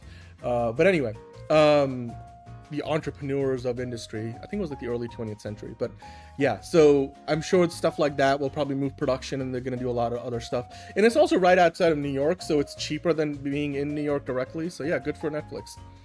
I'll have to take a look into this. Maybe there's some opportunities there. I wouldn't mind working for Netflix. We'll see. Anyway, Fancast Friday, everybody. Do go vote for that. The poll is up. Tier List Tuesday coming up after DCU Daily. Let's keep going, John. I don't know if you fell you're asleep done? or not. Okay. Oh, yeah. Okay. Yeah. Sorry. Magic School Bus live action movie with Elizabeth Banks as Miss Frizzle lands Detective Pikachu director. Cool. Nice. So many words. I don't think I care for any of it, but nice. I like Magic School Bus. I like Elizabeth Banks. She could definitely do the manic nature of that character. And I do think the Detective Pikachu director is pretty good because that was a pretty good movie. I don't know if I'd watch it, but like, I mean, if I had kids, I'd go see it, but like, I wouldn't go see it myself. But I mean, cute. Seems okay. She did a good Rita Repulsa for the Power Rangers movie, so I guess this could be right up her alley. So yeah, interesting. Good for Elizabeth Banks, and the Pikachu director. But Rob Letterman. But yeah, that's it, guys. That's it. That's all the news we got. We're not done yet, though. DC time. DC time. It's another project that's been blessed from the beginning. There's the shot right there. That. Okay, we don't need to see chorus. Right there. Hey, buddy. Eyes up here. Now you want to get nuts? Let's get nuts. Here we go. Victory mine. Ask me how am I doing? I'm telling you, really, I'm doing sublime. I never wait in a stewardess line. I just go do it. I'm moving my time. Really had nothing to do with it. How am I moving? I'm moving like you want to shine. Follow my lead. Don't listen to lies. I had to put me all in the line. That's why I know that victory's mine. I prefer Jared Leto. Hunka hunka!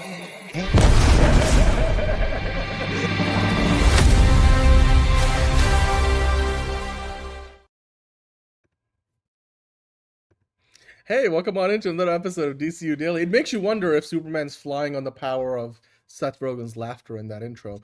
But hey, yeah, we got a lot of Supergirl talk. Yes way. By the way, hello to Chuck Rod. What's so magic about the school bus? It's magic brownies. Yeah, could be. I wouldn't mind if they Frizzle. Frizzle? Okay, cool. Anyway, we're talking about DC. We got more Supergirl, reactions from the premiere to talk about. There's a lot more marketing for Supergirl that I've been seeing online. We'll get into. The summer of Supergirl does continue. It is Supergirl week. People, different parts of the world are going to see Supergirl today as we speak. And John and I will be going to see it not too long from now. There's also some Man of Tomorrow updates. We have, of course, the quick hits with DC, including have some absolute Batman merch. And of course, we have to talk about the trailer for Batman Nightfall, which got released today at the Annecy the Annecy Festival. So that's going on in Europe right now. So yeah, it's going to be a lot of fun. We got lots to get into. And of course, with me, as always, I've got John. John, what are you most excited to talk about? I'm excited to talk about fucking Batman Nightfall. Fuck that Supergirl shit. Batman. I want to talk about Batman and not garbage Cape Crusader crap. I want to talk about true blue Batman. Let's go. Hey, Harold. And hello to Justin Geeky Guy. I love the Nightfall comic saga. Let's go. Well, this is one of three, right? This is going to be part of a whole trilogy. So thank you for the super chat. And of course, welcome on in to both Justin Geeky Guy and Harold. So without further ado, John, as we usually do, let's get into the quick hits first. We'll do the Parrots, Ducks, and Pelicans of DCU News, and then we'll get into the Batman Nightfall stuff later. Hell yeah. So first thing we got is, of course, Funko Pops. Can this shit just fucking die? I swear to God. Just go bankrupt, please, for the sake of every real nerd out there. So, apparently Absolute Batman and Absolute Wonder Woman are getting the Funko treatment as Comic-Con exclusive. Yay, great. Why do we fucking care about this? But yeah, cool for all you fucking three of you that still buy this garbage. There you go, this fucking waste that's gonna go in a landfill in 10 fucking years. Cool. Awesome. Look how pretty they look. Yay.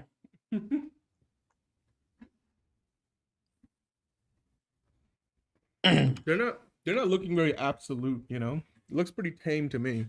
Yeah. Anyway, let's talk about good stuff. Dynamic Duo, we briefly talked about it the other day. But apparently Dynamic Duo is actually a Robin versus Red Hood movie. And we have a first look at, My Adventures of Green Lantern. Probably the same first look we had the other day. No, it is the same thing. Yeah, but what's interesting is like how they're gonna be the dynamic duo stuff is the interesting part. DC Studios and Sway Box's Dynamic Duo will feature a combination of miniatures, models, puppetry, animatronics, and computer animation. It may or may not be set in the DCU, but is expected to be a standalone, out-of-continuity adventure, similar to Spider-Man Into the Spider-Verse. Much has been said about the movie revolving around both Dick Grayson and Jason Todd potentially being Robin at the same time, especially as it contradicts their respective comic book arcs. 500 Days of Summer writers Scott, not even going to try to pronounce that, and Michael H. Weber were tapped to rewrite the script last September, and we now have a better idea of what direction they're taking Dick and Jason in, and it isn't what we initially expected. As you know, we got like a quick tweet of it, but this is like more official. But this is, from 2026 Annecy. It follows Jason and Dick as a couple of street rats who name themselves the Dynamic Duo. Eventually, they go their separate ways, with Dick joining Batman as Robin and Jason becoming a member of the Red Hood gang, which, was a thing briefly, but then, was led by Joker, who eventually fell in the acid, so there's that. So there was one beautiful test shot of the Red Hood walking through a subway car as Dynamic Duo director and Swaybox founder and co-CEO Arthur Mintz said, when Todd looks in the shiny reflective Red Hood helmet, he sees himself. When Dick Grayson looks at the helmet, he sees something very different. So, yeah, first look at Batman and the leader of the Red Hood gang and Dynamic Duo were shown at the Annecy Festival. Below. They have similar designs to the below images. This is... we got obviously more along the lines of Absolute Batman, and then you have like Red Hood as in like the Joker Red Hood. So nice. So I mean, we're not getting official footage from it, but that looks to be like the design that they're showcasing. And then we have My Adventures with Green Lantern here. So cool. Yeah. I mean, what do you think about like that description from the rap and then the imagery for Dynamic Duo? I think it's definitely it's definitely like it's different, but like in a good way. I feel like I think this is definitely a neat idea. I think this is a good like kind of very different continuity of like friends that were broken as as a friendship, and then they come back together, and it's two, like, their paths are very different, and I really like that. I like the idea of Dick Grayson and Jason Todd knowing each other. I like how they're doing this. It feels different, but like it's still like rooted in the same kind of stuff, so I really like that as well. So yeah, I think this is a really cool idea. Like I really like this. I agree. It's going to be interesting because, again, it's the unique animation style that the studio behind this uses, which is a bunch of different methodologies. That's going to make this, very interesting to watch. And also, I like the idea of the fork in the... We talked about it yesterday, like how they're going to treat these two guys as like they're not successive Robins. They're like both kind of the same age. They were friends and then went in clearly two very different paths. We've seen that trope before, like even like... The accountant kind of has the same thing in the first movie with John Bernthal and Ben Affleck in a way, although they both work in the underworld crime world. But anyway, figure drawing saying DC animation now. I don't approve. Well, I mean they got a whole new slate, so they have a whole new slate. I think the Tomorrowverse started off pretty good, but then it kind of shit the bed towards the end because I feel like a lot of things in regards to change of management, the DCU, all that stuff probably halted their plans because I think they wanted it to be bigger, but then they're like, no, you have 10 movies, and they're like, okay. So then it was, and then 3 of those movies fucking became Crisis on Infinite Earths, and so it was, it was just weird. Well, but I feel like clearly they're trying to differentiate from that era to now. The whole studio got revamped, and then whatever they're doing now seems to be like the one thing I do like is what they're doing now is they're not just pumping out shit for the sake of pumping out shit. They are being very deliberate about the projects they choose, and they're trying to give each project the biggest possible spotlight, which is good. And then hopefully that means we'll get more DC stuff, and then even more like the Looney Tunes, Tom and Jerry stuff that we have been missing for a while. But like there seems to be more discerned choices being made over at DC Animation. Like so far this week, I like everything they've talked about and announced, and the footage they've shown at Annecy. It all looks and sounds great. So anyway, let's keep going, John, because the next thing we got is David Ellison apparently already visited Gunn and crew on set and kind of likes what they're doing. This was good to so hear. one of the Supergirl producers said, Lars P. Winther confirmed that Gunn and Safran have already met with Paramount Skydance chairman and CEO David Ellison. He came to Trilith Studios already. That's where we shoot all our movies that James directs. Atlanta. He came to Atlanta. We showed him everything, and we're having discussions with him. According to Winther, Ellison is currently interested in the duo's work and slate, which, when announced in 2023, included 10 titles. He's pretty open to what we're doing. We do have a slate, and a lot of it. Obviously, Clayface is already coming out. We already have the Lanterns TV show. On those things, the train's left the station, so we're good, but he's a big fan. He's been great with us. He's been giving us kind of what we want. So far, everything's good. So... Oh, no, yeah, there's more. Did you read the rest? They continue on to say there's another paragraph. Because there's some interesting information here. Like, Lars P. Winther also said Supergirl we shot in London. Clayface we shot in London. This was all from the premiere yesterday. There was an interview that they did with on the red carpet with THR. And so Lars also said... believe it when I see it. Yeah, this is big news. So they were saying that so obviously they've started shooting the Batman 2 about a week and a half ago in London. So again, confirmation there.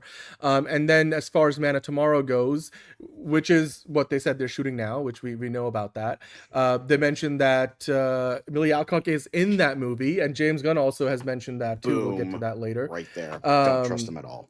I'm sorry, I just don't. But I don't trust David Ellison to fucking say anything. But let me, it's David Ellison aside. I want to talk about what Lars P. Winther said, because David Ellison is only part of the equation. He's not apparently he's so far he's willing to let them do what it is. But you can even see Lars P. Winther said the train's out the station for a few projects, meaning he can't really touch the stuff that's already been made or is in production. So I understand that there's a little bit of caution there from Lars as well. Hello, Jordan, in the chat. But yeah, so they said Man of Tomorrow, which is what we're shooting now. Emilia Alcock is in that movie. Without giving too much away, this movie ends in a particular way, and you see where she's going to end up, which we have heard from some of the reactions so far. I mean, Man of Time yesterday was saying the way the movie ends is very specific and potentially consequential for the future of the DCU. So Lars continues to say she's done, as in Emilia Alcock has her character Kara has done her wild ways, and now she's going to try to get back in with her cousin and be more on Earth again. That's where she is in Man of Tomorrow. It's all more Earth based, so definitely implying that Supergirl is going to have a significant role in Man of Tomorrow, which would make sense considering what we'll talk about later with James Gunn. And then talking about Kara Zor-El specifically, Lars said we're trying to build our DCU and the Superman family. That's the main reason we went there. That comic is also based on the Woman of Tomorrow. We love that comic, and we haven't seen a Supergirl movie in a long time. We're not just trying to do what the previous regime did and dig in about the same characters, which I have some opinions on. But anyway, we are trying to get some of the newer characters in, so we want to base it with Superman, and felt that Kara was the next best character to build that story. Also, that comic is intergalactic, which is where we wanted to go with it, and now you have an Earth story and an intergalactic story, so we're starting to see what the larger DC universe looks like. I agree with a lot of what they're talking about with the cosmic aspect of things, but I don't know if it I still, we're going to talk about it later in the show too, John, but I still kind of feel like Supergirl as the second movie in the DCU probably wasn't the best idea. I feel like a Batman or a Wonder Woman movie would have just made more money, and that financial success gives you more leeway to experiment. So if Supergirl underperforms, which there is a certain degree of chance that it could, that definitely does kind of hurt the chances. Because if David, they said, David Ellison is so far letting them do what they want to do, and either he's, I guess the implication is he's supportive of what he's open to the ideas. I don't know, don't give, even if he wants to change things and he's just waiting for the first point of failure, Supergirl could be that first point of failure if it really underperforms. So it does make you worry a little bit. What did you think of all of this from Lars P. Winterjohn? I think he, says a lot of interesting things, says a lot of, I don't know, I guess correct things. So, yeah, I mean, yeah, it's I don't know, it's whatever. I feel like it's just people slapping their lips together, whatever. I just want to fucking watch movies, bro. I don't really give a fuck what this loser has to say. What, the producer of Supergirl? Yeah, it's just like he's just like I like disassociated halfway through that. Like, why do I fucking care? Like, it's just people flapping their gums. It's just like talking about, oh yeah, grandiose world, all that shit, blah blah blah. And it's like, okay, we've heard this like a jillion different times from a jillion different other people, and it's just like, okay, yeah, I got it. I just want to watch the fucking movie at this point, bro. Like. Well, I get it, but I mean, I think he was talking about more than Supergirl. Like, I think for me, something that we didn't know before was that they're still filming in London. Like, I mean, they filmed some stuff in Liverpool. I didn't know that they were filming the Batman. So they must be filming at Leavesden Studios for the Batman 2 now for 2.5 weeks. All of which doesn't get on the internet because it's behind, a closed sets and at sound stages and stuff that, people can't get access to. So that's interesting. I mean, 2.5 weeks into that, and then obviously Man of Tomorrow we're talking about. We know they kind of moved off from filming in Atlanta, so it must be that they're starting to film more stuff in London. And again, it goes to show you more and more of this stuff, the Marvel and DC, is being shot over there because of the tax breaks and all that. So yeah, I mean, I thought that was interesting. And the inference from the way he was talking about this stuff, the biggest thing I took away was he's saying no matter what, David Ellison can't really touch Lantern, Supergirl, even Man of Tomorrow, and Supergirl certainly, because these are all already out there. Like 6 projects in 2 years, which is a great, cadence in terms of the early years of even the DCEU, and the MCU did not have that much going for them, and the variety of it as well. But yeah, you got to wonder, like, how much of the future slate of the DCU is going to survive the upcoming change in management at Warner Brothers, because that will be the interesting part. Because even Lars seems to imply that those other things might be affected, even though the stuff right now you can't touch because it's like the train's already left the station, which is fine. Harold's saying, I feel like waiting on Wonder Woman was a good move. Godot's version has just been in Shazam and Flash, and even not many people watch those. Well, I mean, fair, but it would have been like 2023 to 2027 at the earliest, or 2026 would have been 3 years apart. I think that's long enough of it. Like that was pretty much the gap between Andrew Garfield's Spider-Man, Amazing Spider-Man 2, and Tom Holland showing up in Civil War. So it's doable. It's definitely doable.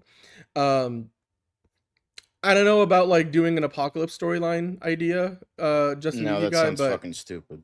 I just think like Supergirl as the first solo movie, her first solo movie as being the second film in the DCU. We'll see. I mean, again, we can argue this for days, and we'll probably do that. But I would have preferred like another heavy hitter from the Justice League, simply because you want to get like another big hit behind you, because it gives you more leeway. And obviously, I mean, you can't say like James Gunn and Peter Safran didn't know that Warner Brothers was going to be acquired by Paramount and stuff. So on some level, I don't blame them for following the strategy. I think it's sound from a standpoint of building out a universe. I just hope that we get those other big characters sooner than later, which obviously they have changed track on that. Like they did fast track Wonder Woman. Like James Gunn will be like, I don't know about fast tracking, but then he like went on to pretty much say, oh yes, they are basically fast tracking it. Like it's James Gunn just couldn't, hide it for too long the way he talked about it. Like we mentioned that a week ago, I think, based on his own comments, not just that we're not speculating, but of course.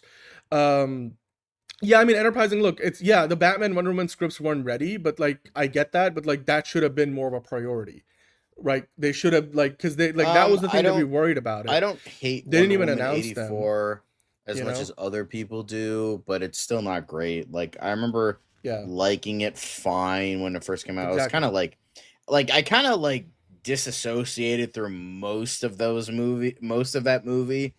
So I was just like, whatever. Like, it had some decent ideas, but it overall just kind of missed the mark. Like, looking back, it's probably not that good. But I remember when I was watching it, I'm like, oh, yeah, this isn't too bad. It was fun. It's just, it has a lot of significant flaws is the way I'll put it.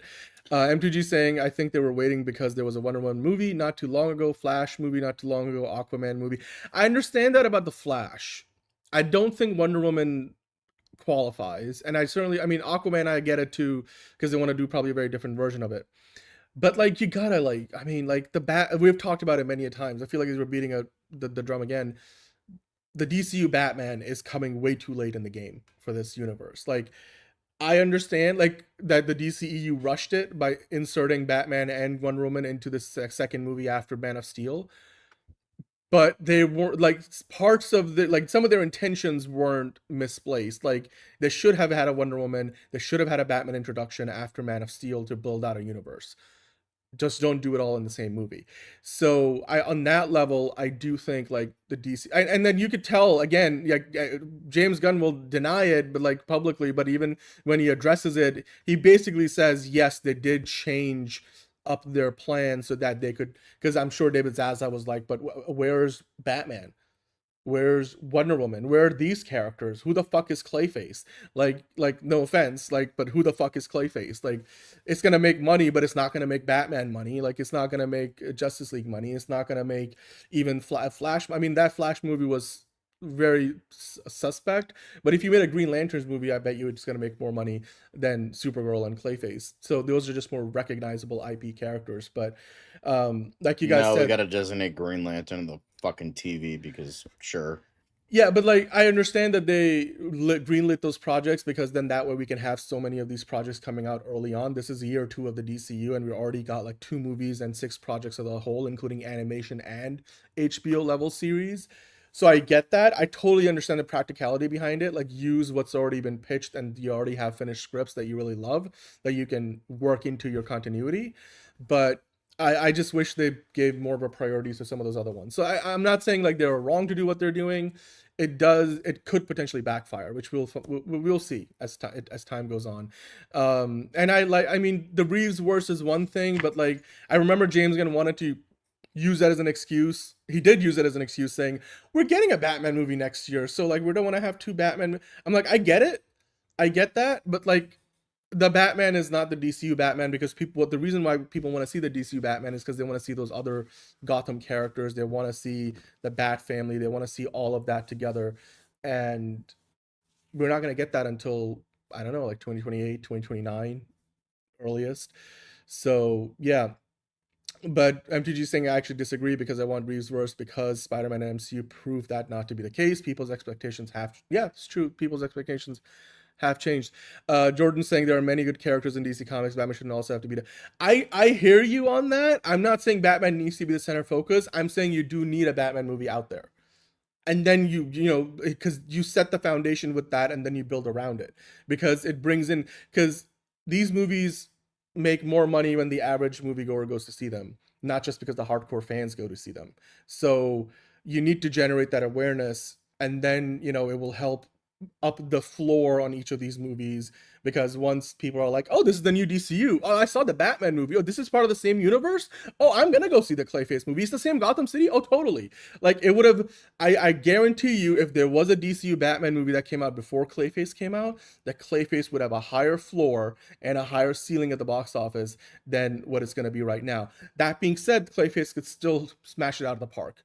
It's a little more risky, and be as it may, I mean, we can't argue hypotheticals beyond, you know, a certain degree. So we will see how that works out. Obviously, we are eventually going to get the Batman movie anyway, so we'll see how it all goes.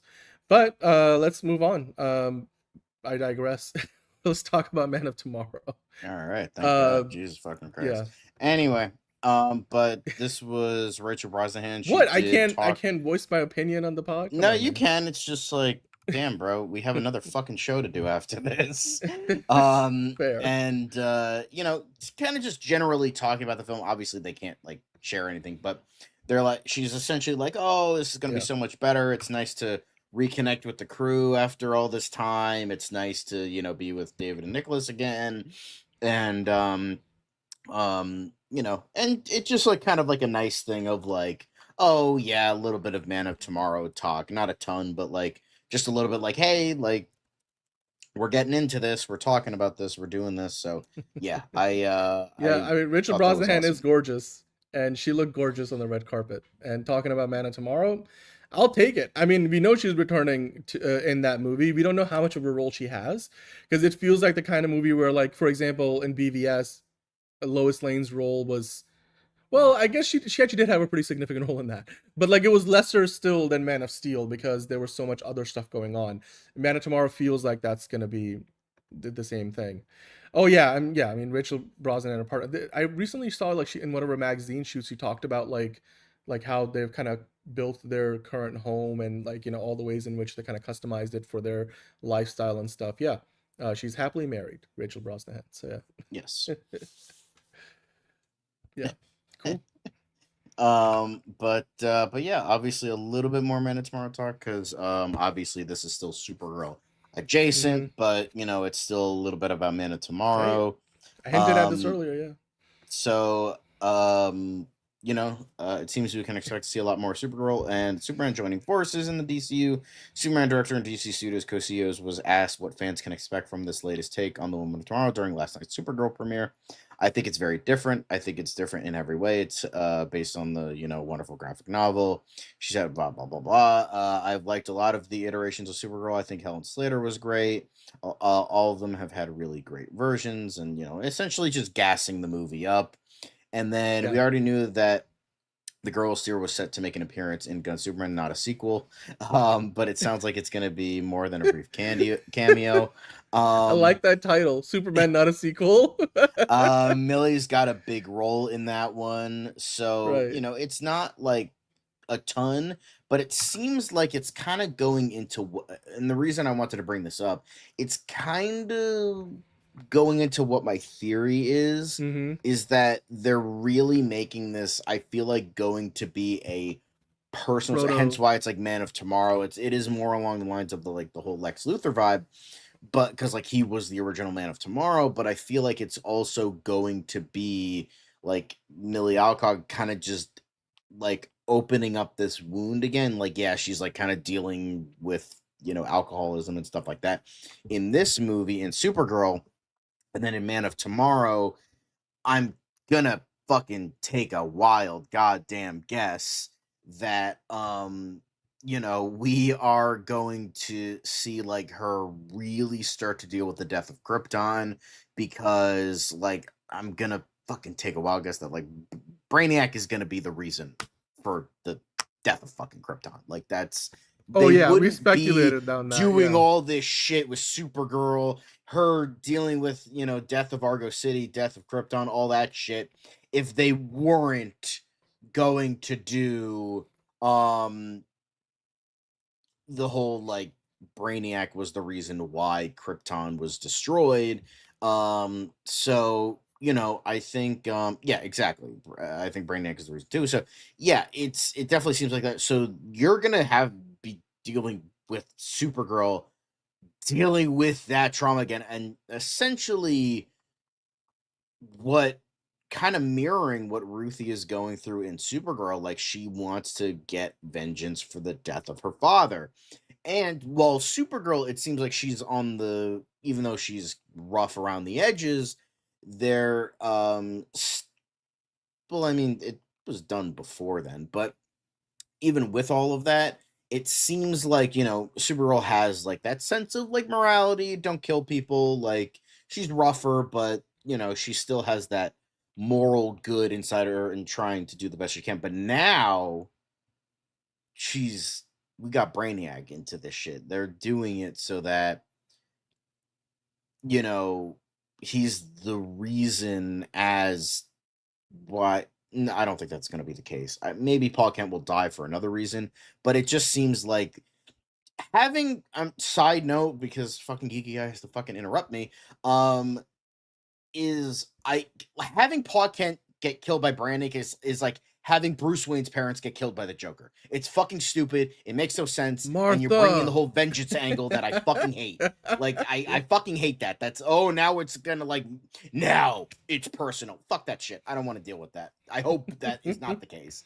But anyway, so, with all of that, like I think you're now it's like Supergirl. Sure, she has. Now it's like she's gonna be experiencing what Ruthie is dealing with in Supergirl. It's like is beelining to get that vengeance for her father. And now you're getting the same thing with Supergirl. Like it's kind of like coming full circle. Like, yeah, she's still the moral good, and the reason she's like doing this is because Crypto is dying of poison, and she wants to get the she wants to get okay. Just because it fucking happened in the comics doesn't fucking make it good.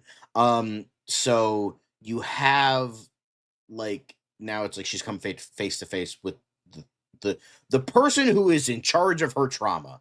And it's like, how the fuck is Supergirl going to deal with that? And I think that attribute is really fucking interesting. So that's essentially what I'm trying to say is like you have the True Grit vibe of like Ruthie, father dies by Krem, she wants vengeance. Supergirl is still a moral good, like, hey, try not to get vengeance, don't fucking kill him, like take the high road, all that shit. But now it's like, where is that going to get her for, this Man of Tomorrow thing. So I really hope they do that. I hope it's not just like, oh, she has a big role because she's the cousin of Superman and blah, like that's the reason she's there. But like I feel like James Gunn is smarter than that, and I hope that we're gonna get like that, like real, like fucking face to face action of like, oh yeah, you're the reason why I am in pain every single fucking day. Oh, shit's gonna go down.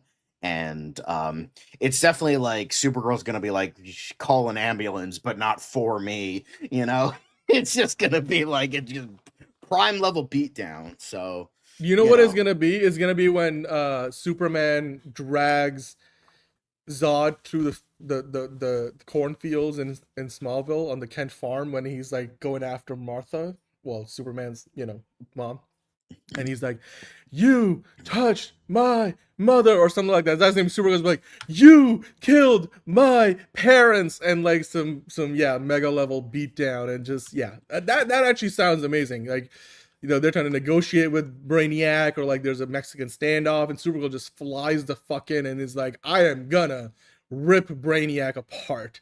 And that would be fantastic. I can't wait. If that is how they're gonna do that, hell yeah. I mean, I'm gonna say it. James Gunn probably. This would make the Supergirl movie much more justifiable because there's more to the plan than just part of the plan being a second movie in the DCU. It sounds really cool. There's a lot more layers to the character. You think you can threaten my mother as I wailing on Zod. I'm like, yes, I would love that. Kill Zod. Anyway. Not the same thing, but sure. All right. Well, on that note, I think are we done with Man of Tomorrow stuff? That's it. Okay, so let's move on from Man of Tomorrow for now. I'm sure we'll touch upon it again in the future.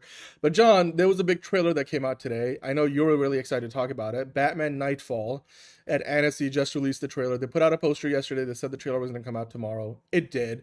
So let's dive into that for a moment because it looked good.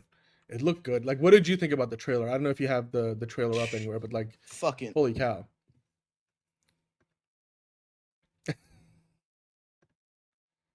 Cinema.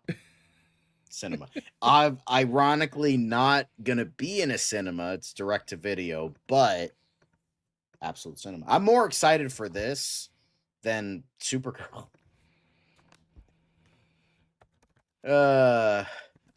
This looks awesome, and that god awful 90s suit, extreme.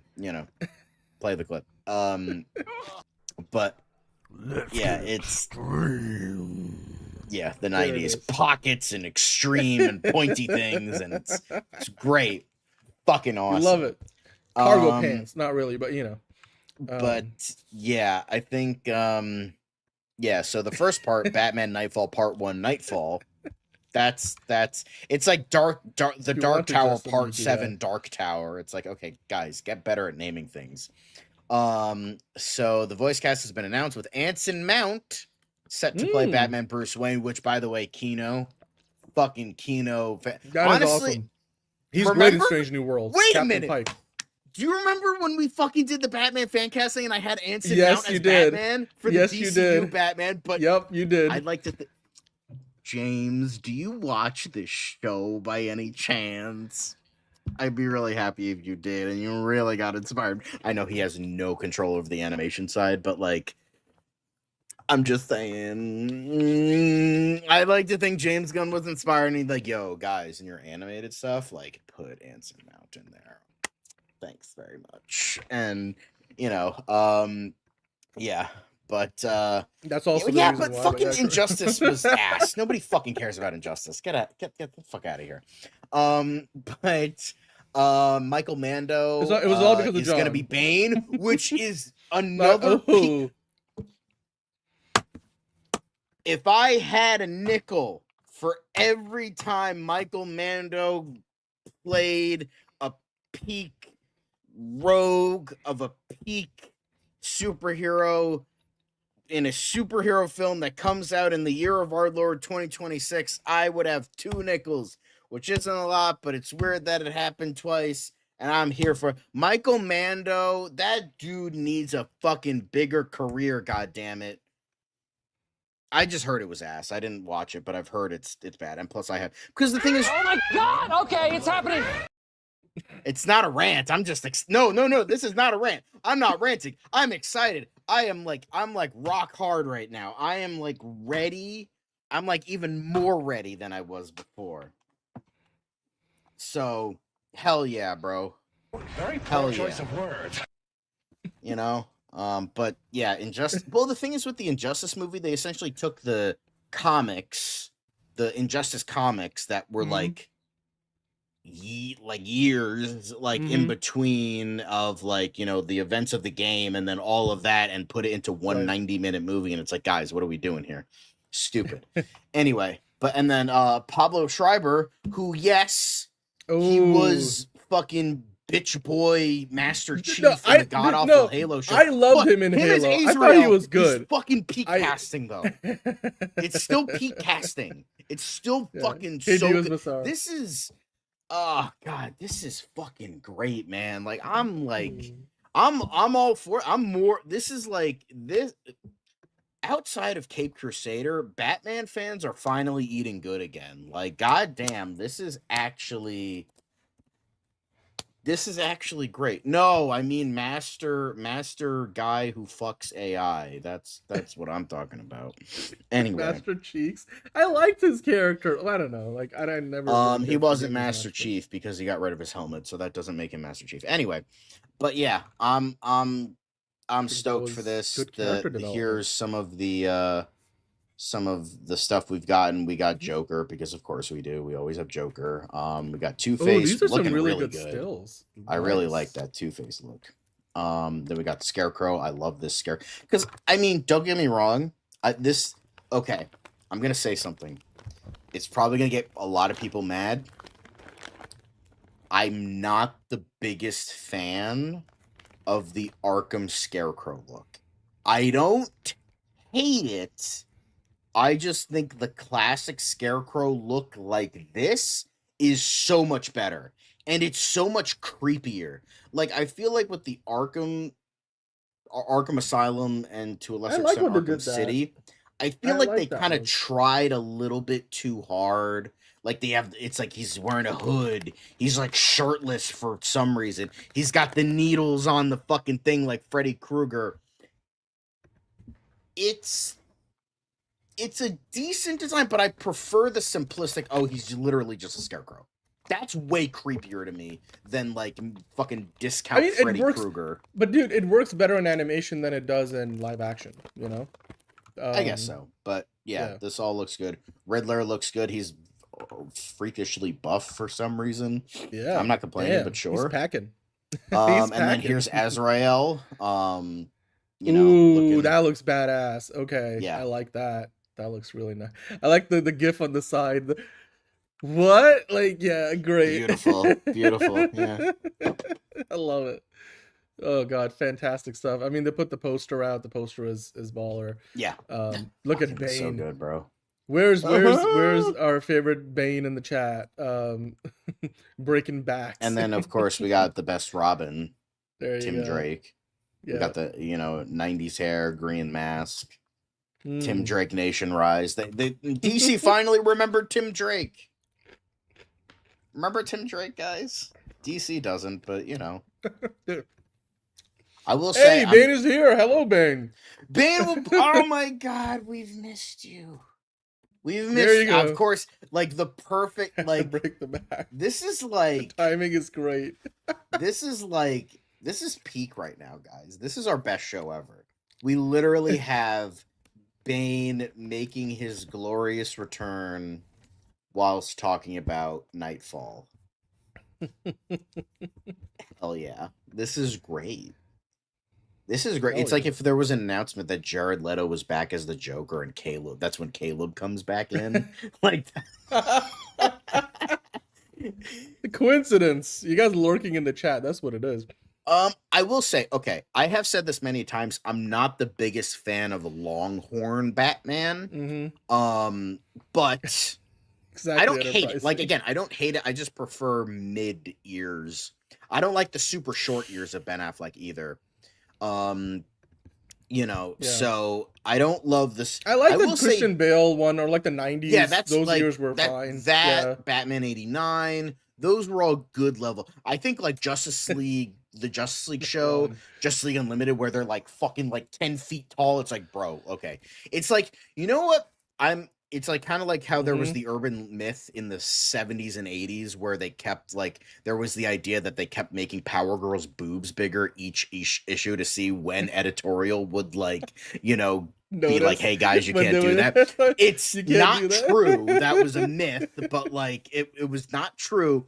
But I think that happened with the Justice League show where how long can we make Batman's ears before it becomes absolutely fucking stupid to look at? Mr. Peak, this is what I want to see. That looks wild. This Mr. is Freeze. fucking peak, bro. Yes, he does, and he's the best Robin, which is a shame. We see him in your profile picture. He's in the back with his worst design, right where there. he looks like a fucking skinhead, but we don't talk about that. God, anyway. But yeah, we got Mr. Freeze, peak, great. It looks. What killed the dinosaurs? The Ice Age. All right, everyone, chill. I mean, yes, that's literally what he's saying. He does. Right there right now. Yes, but I don't care. How about shut up? It looks okay.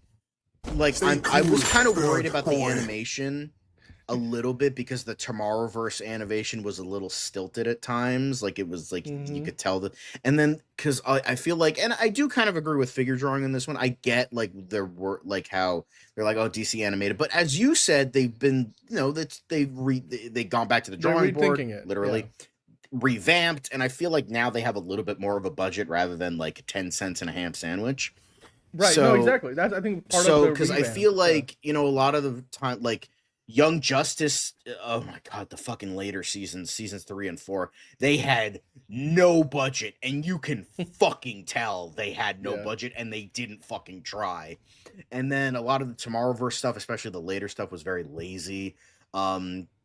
It's just it's just for me, I think this is probably one of my most anticipated of the year. I can't wait to watch this. I'm not a huge fan of the horned shoulders, but it's a choice. It's but the thing a is, choice. I get why they're doing it because they're trying to go full 90s stupidity because everything looked shitty in the 90s. So it's got the horns, you got the long ears. You got Azrael, you got his stupid fucking outfit. I will say Tomorrowverse started out okay. I would say I liked Man of Tomorrow. I liked Long Halloween parts 1 and 2. Green Lantern was okay. They did way too much and in way little time, but it was okay.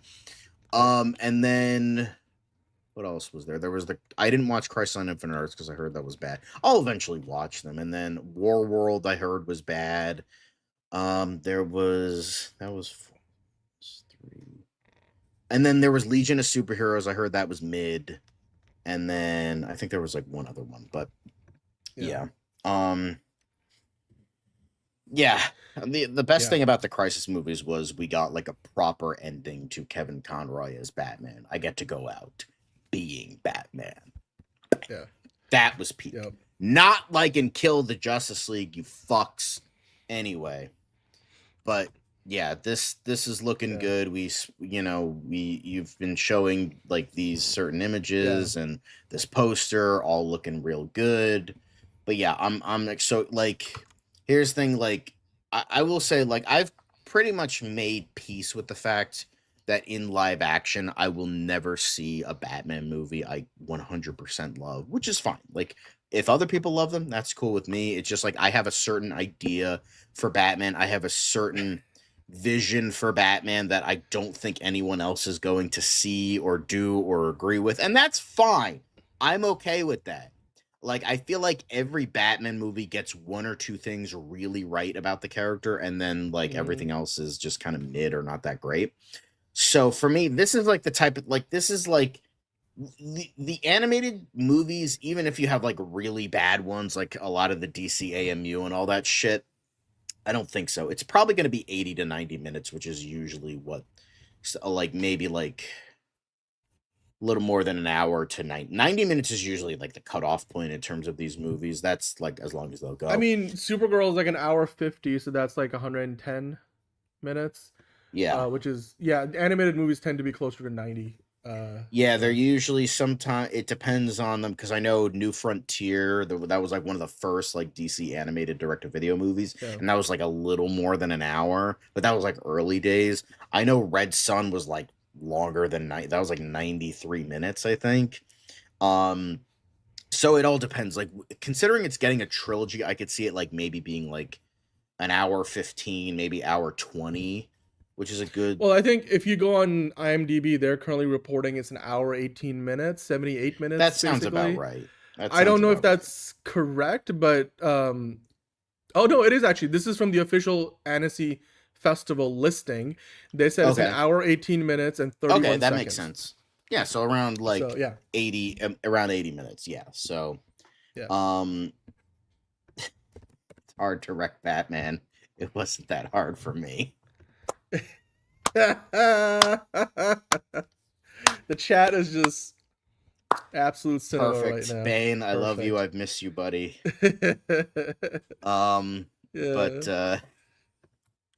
Yeah, Batman kills and so does. But yeah, this is great. What? I'm super excited. I'm like first Lego Batman, then this. Unfortunately, we're gonna get a bit of a lull with Caped Crusader, unless they surprise me. They could surprise me. I didn't like season 1, but maybe they'll actually do good things with season 2. And then we got Clayface, even though that's Batman adjacent and not Batman. But if you're a horror movie fan, that's. Yeah, exactly. No, I know. That's what I mean. I need to have more horror posters in the background to point to, because I do have my Thing poster. It's over there, but and thank you, Demons Masara, because we were wondering if, like, once the movie gets released, if Supergirl was going to have a post-credit scene. So it does look like there's nothing. So I mean, you can leave after the movie ends. Thank you for that update. John and I are going to go see it in hours from now. So apparently, Bane is working on breaking not just Batman's body, but also his spirit. Yeah. Don't worry, I'm working on that. I am Gotham's reckoning. And then you have my permission to die. I love how, like, in the Lego Batman game, I haven't played it in a while because I got busy with some other games that came out recently, so I was playing those.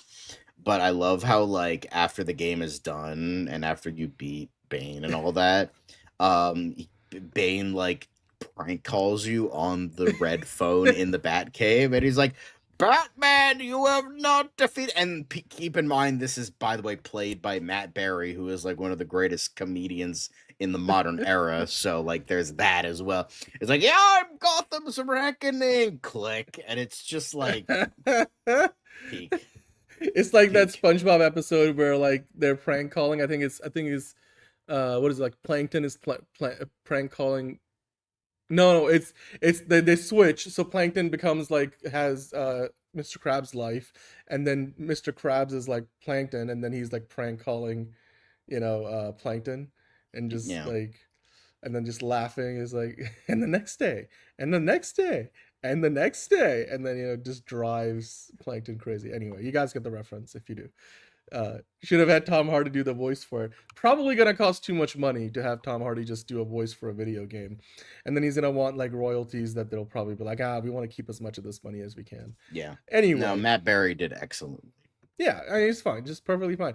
Speaking of Supergirl, though, you guys talking about no post-credit scenes. We do have a lot of Supergirl stuff to get into today, John. Well, we have Superman in real life over here because I think Big it was Hunter cousin Iggy that brought this up yesterday. energy, yeah. And we were trying to find it, but we couldn't find anything. So, I keep calling him Superman because that's just how he is now. Because He's IRL, Superman. he's Superman. He's David Superman in real Cordsweat, life, I believe it was a reporter was trying to get a picture of Millie Alcock, and he was like trying, and then he like tried to grab her and like move her in front of his, like maneuver her in front of his camera to take a picture of her, and then the hey buddy, eyes up here. Hang on a sec. And he fucking comes in, based man he is.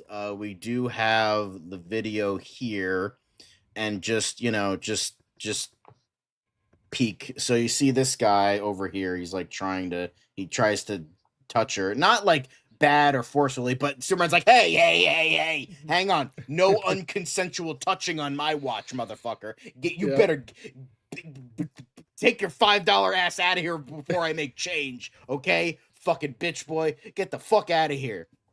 So it's good because I mean, again, you could tell because also like I was mentioning yesterday, this is still Millie Alcock's biggest project, and so doing the press for a project when you're an actor, it's intimidating, even if you are an extrovert. And Millie Alcock doesn't seem to.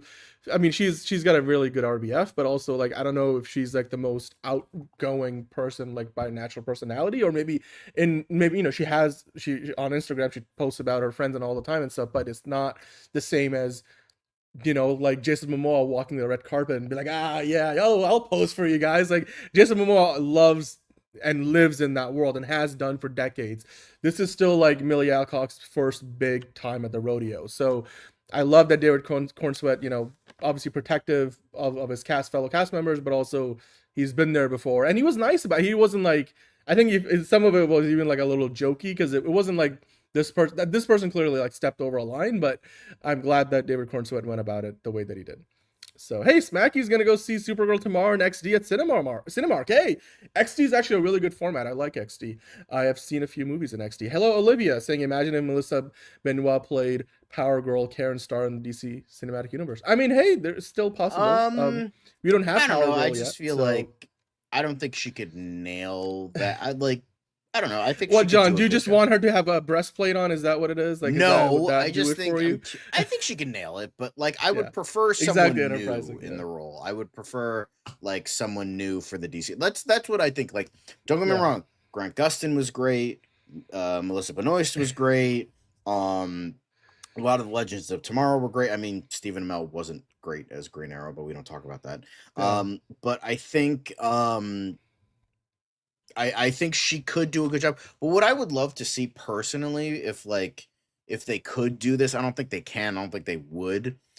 I would love to see them come back in like animated form as sort of like an apology, I guess, for like get people who know these characters, who can write these characters, and give them like not like, oh, you have to like Loganize them and like, oh, you got to do like old man Flash or something like. I'm not saying do that.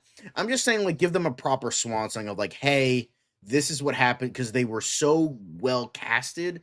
Get them to like, have like give them like a proper send off rather than the garbage like 6, 7, 8 seasons we got with these characters. Because it's just like, oh, that Grant Gustin was so fucking good. Melissa Benoist was so good, but the writing just let them down so heavily. So I would love to see them like get them an animated send off or like even a mini series send off live action would be awesome. That would be. I just think like it's so far down the priority poll. It's probably going to. I know. I'm just saying like that's what I would love to see. Melissa Benoist Zatanna would be pretty good in my opinion. Could work really well. Excuse me. Eric saying love David being a IRL hero. Yeah, real hero. Exactly. I mean, David Cornsweet is Superman, like John just mentioned. And hello to Just Words, saying film threat hated Supergirl. Are they right? Well, I think M2G kind of addressed your question there, so we'll leave that to what M2G said. But Hunter Iggy, hello. Can Millie Alcock play both Supergirl and Power Girl and go look at the Justice League Unlimited cartoon? I mean, yeah, well, you could, but I don't think we're getting multiverse stuff for a while. Like, they're gonna focus on building out what they have before they get that far. Also, hi, Just Words, welcome back. Yeah. But technically, Dan is right. It is supposed to be Benoit, but Melissa Benoist, because I heard it from her mouth because she was doing an interview. She's like, "Hi, I'm Melissa Benoist," so she pronounces it Benoist. It's kind of like how, I don't know if anybody here knows this reference, but like kind of like in the show Outlander, technically Claire's maiden name in that show is pronounced Beauchamp, because it's French, but she pronounces it Beecham because she was British. So, you know, it's technically Dan is correct with the French spelling, but this is Merca, so we say Benoist. So anyway, cool. Hey, to each their own. I mean, it's her right to pronounce her name the way she wants to, and then we gotta respect that. So, it's Sydney, but yeah, I mean, I think she could do an okay job, but I think there are better. I want to know who better is that Sydney's sister actresses, but I think she could nail it. You know, all good. Thank you. We understood what you were trying to get at. Olivia saying, "Would you want Batman Beyond or Static Shock first in the DC cinematic universe?" We've talked about it. I would want Batman Beyond first, but I think that would have to be like. Well, the thing is, we're already getting Batman, and Batman Beyond would signify future stuff. I want to see Static. That's what I mean. Exactly. Like, it would need to be something that either. No, I get it, but like, it would, like, if you were to do Batman Beyond, you would kind of lock in your Batman into some kind of timeline weird thing if it's like in the future, or it would be Elseworlds. So yeah, I would love to see Static Shock, dude. I grew up loving that show. Kaya Supergirl was the best part of the Flash. I wouldn't say the same thing, but she was certainly one of the better parts of the movie. But hey, you know what? She did a pretty good job with what she was given. Yeah, anglicizing her name, which is very common. Yeah, exactly for Melissa Benoist. Right. We understood you meant Sydney Sweeney, enterprising. Yeah, last pronounces Gal Gadot pronounces it Gadot. She pronounces it Gadot. But Gadot. Any Gal Gadot. Static would be awesome. Agreed. All right, John. Well, let's keep going because we got more Summer of Supergirl to talk about. Yeah. So he had Gunn had some pics from the premiere, and Zaslav being like, "Hey, I'm here too." But I just love he was the most dressed down of everybody on because I know he didn't give a fuck. We had he's Gunn just waiting for his $1 billion. Gunn and the engineer. And then Gunn and two other people I don't know. So nice. Oh no, that's the Blondie. Those guys are from the Blondie. They're the songs I and didn't realize promotion that. of the Okay, movie. Cool. Yeah. I like your sneakers. Yeah. I mean, he tagged them in there, but yeah, that's them. I don't know. I don't fucking have Instagram, so I couldn't fucking see it. Goddamn. Jesus. Now the chat is all about Supergirl, Sydney Sweeney. No, fuck that shit. We look Batman at Corn Sweat being a stunner. Hell yeah, in a Dunhill suit, no less, dude. So do you think James Gunn was literally wearing a Dunhill but like in brown because they look like the same thing? Like you said, they're the same thing in different colors. Look at this man, right? This is like positive masculinity. It is very positive masculinity. I just wish that more people were doing the same for Millie Alcock, because like the internet is just sometimes really too mean. I know it's like a loud minority of people, but still. Bark. Yeah, honestly. So damn hot. Yeah. The ladies showed up obviously in the chat as well. Yeah. I agree. The Static Shock show, that's what I grew up on WB, Harold. That was great. Great stuff. Yeah, it's pretty unlikely we're gonna get the Black Canary actress returning to reprise her role in the DCU. She wants to. We've talked about that before. And I think if Static were to get an appearance, it will likely be in a team up movie, or not necessarily his own. She's thing. Going crazy, bro. She's going crazy. These super fans, like, I don't know what to tell you. Like, these are the folks that's are helping us create. And there she is again. Goddamn, she's, you know what? She's happy. That's crypto. Like, is that the crypto? She's meant to be what, a crypto? Like, cause she's got a dog hat. Like, okay, that's Dude, the 1930s double-breasted look is back in vogue, and you could tell David Cornsweat is an example of that. He looks like the next 007. I would not mind if Derek Cornsweet was the next. He would make a perfect. You know what? Right now, if he were to do a James Bond fan casting, But he's American. I'm putting down. Who gives a fuck? That's happened before. But like, what was the guy? The in black and white that back in the day, the OG James Bond on screen was American. Yeah, Jimmy Bond, who was in the CBS fucking. Anyway, I'm just saying. show, I'm but, saying like, David come on now. Cornsweet could do it. Like, you know, a Bond from Philly. Like, I'll take it. You know, the man makes the part, not the other way around. So No, James Bond from Philly's You're entire right, job is to stop people from climbing phone poles every time the Phillies win or lose a game. Well, you know, you definitely, there's probably a few cats you could save out from the tree. Well, actually, that's Superman. He already does that. Anyway, Static could have been DC's Black Panther before the 2018 film. Could have. I don't really agree with that, but hey, you know, there's definitely potential there. Yeah, but Linda Carter was in a TV show, and it was in the 70s or 80s. Like, it's a different time. I would love to see a Birds of Prey movie, Canary. Well, we did get one. Hawkgirl, Huntress, Batgirl, all great ideas. And I'm sure, and we know a couple of those are already sort of in the works. Obviously, we have a Hawkgirl already in the DCU. So, Olivia, those are all characters we'll hopefully get to see more of in the future. Black Canary, I'm sure James Gunn will bring in at some point. Yeah, the rumors tend to change like the wind every few weeks that whoever's the lead. Right. Like Jacob Elordi was the last name brought up. There was also the guy who was, what's his name? Liam he was in a movie with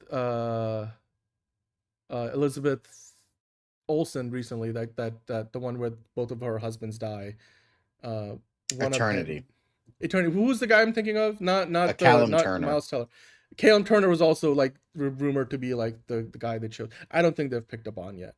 Yeah, Vixen would be great. Vixen is a better comparison too. Although again, Black Panther is more well known in the comics than both Static and To be fair, yeah, I've seen bits and that pieces pilot of was that not pilot. good. It was not good, bro. It was not good. I've also seen those same pieces. If I had a nickel for every terrible every terrible Wonder Woman adaptation where Pedro Pascal was in it, I'd have 2 nickels, which isn't a lot, but it's weird that it happened twice. But yeah, John, that photo that James Gunn had was with the lead singers of Yes, Blondie. now I got it. Yeah, now. Debbie Okay, Reynolds, we're there. We got it. We're good. Okay. Yeah. Anyway, now we got to talk about the foreskin. You're talking about Oh, this is good. I love this. Did you see that? We have a video for this. Hold on. Yeah. I'm gonna find the video because we have the video. While you guys watch that on mute for a second. This was hilarious because somebody like I don't like that one bit. I don't understand. I don't think I want it explained.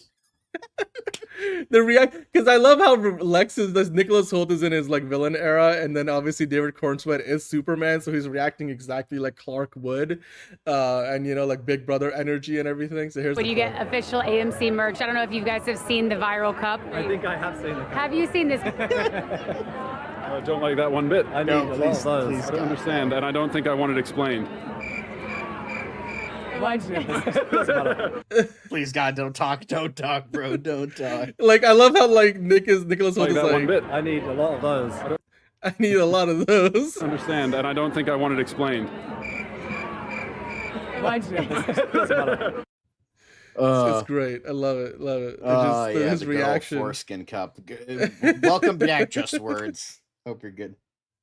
It's a vibe. What's wrong with the cup? It's a great cup. Like, honestly, John, when I go see Supergirl tomorrow, I might be very, very inclined to get this cup just so I can just for the showcase it on lulz. tomorrow's Like, honestly, I kind of stream, want to as well, but my parents are already mad at me for, you know, buying like all the popcorn buckets and cups. So, you know. They do add up, though. I've got a small pile of whoever came up with the Dunosi. Yes, obviously it's the Warner Brothers thing. The foreskin cut. I don't know. It was pretty PG for Superman. Like there was no like. Yeah, the cup overseas is the one with like it's like basically her bust, which also could be problematic. Not great either. No, this is a real cup, Hunter. If you go to a movie, I forget if it's at every theater or particular ones. I think this might be like they were looking at the Cinépolis one, but I think AMC has it too. So, I'm definitely gonna do it for the memes. especially if it's at a reasonable literally cost. bought the Dunacy for the memes. Like literally, hang on, let me. I don't know Doesn't if you Liz have it? I don't Wait, know who- if you can see it, but it's there. It is right there. I know I can't really. It's there. It is. You can see the tan head there, but I have the Dunacy.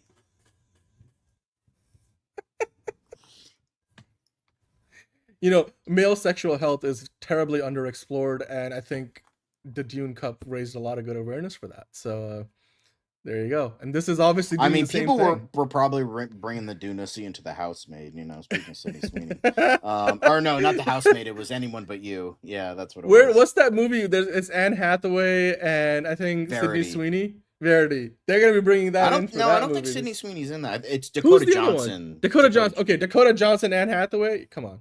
You know, I'm sure people are going to be bringing that into the movie theater for that. When the human body offends people or culture has become insane. That's great commentary, Just Words. I agree with you on that completely. They might be doing this. I'm pretty sure they're doing it. That Jack O'Connor. I think, you know what it is? If it was like a matte cover and it wasn't reflective, it wouldn't feel as offensive. Because the color just feels like the color Don't do of the skin. fucking trench. I get it. It's, like trench coat. It's also it doesn't. But it doesn't match the color of the trench coat in the movie. Like the trench coat in the movie is clearly like a light brown color, and that's not what the cup looks like. Hello, Kyle. How are you doing, man?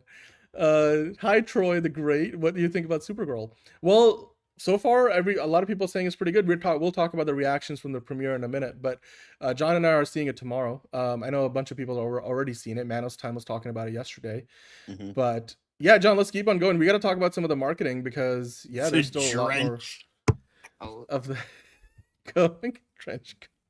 I'm sure it will be that for some people. It's going to be an IMAX, so it's filmed. Well, it says filmed for IMAX, but we know that it's.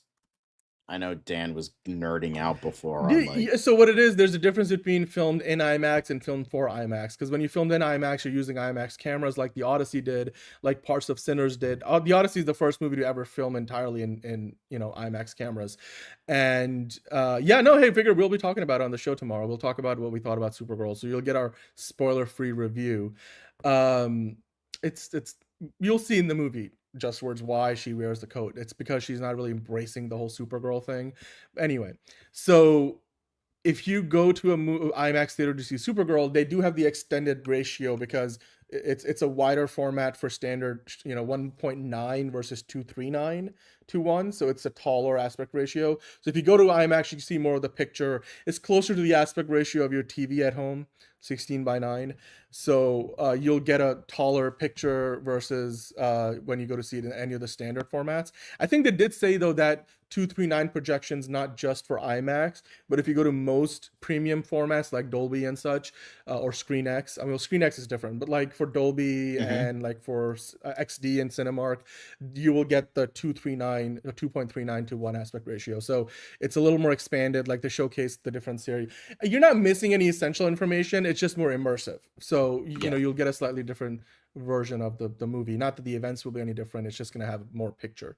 Like Avengers on Disney Plus has an IMAX enhanced version. So it's a taller image.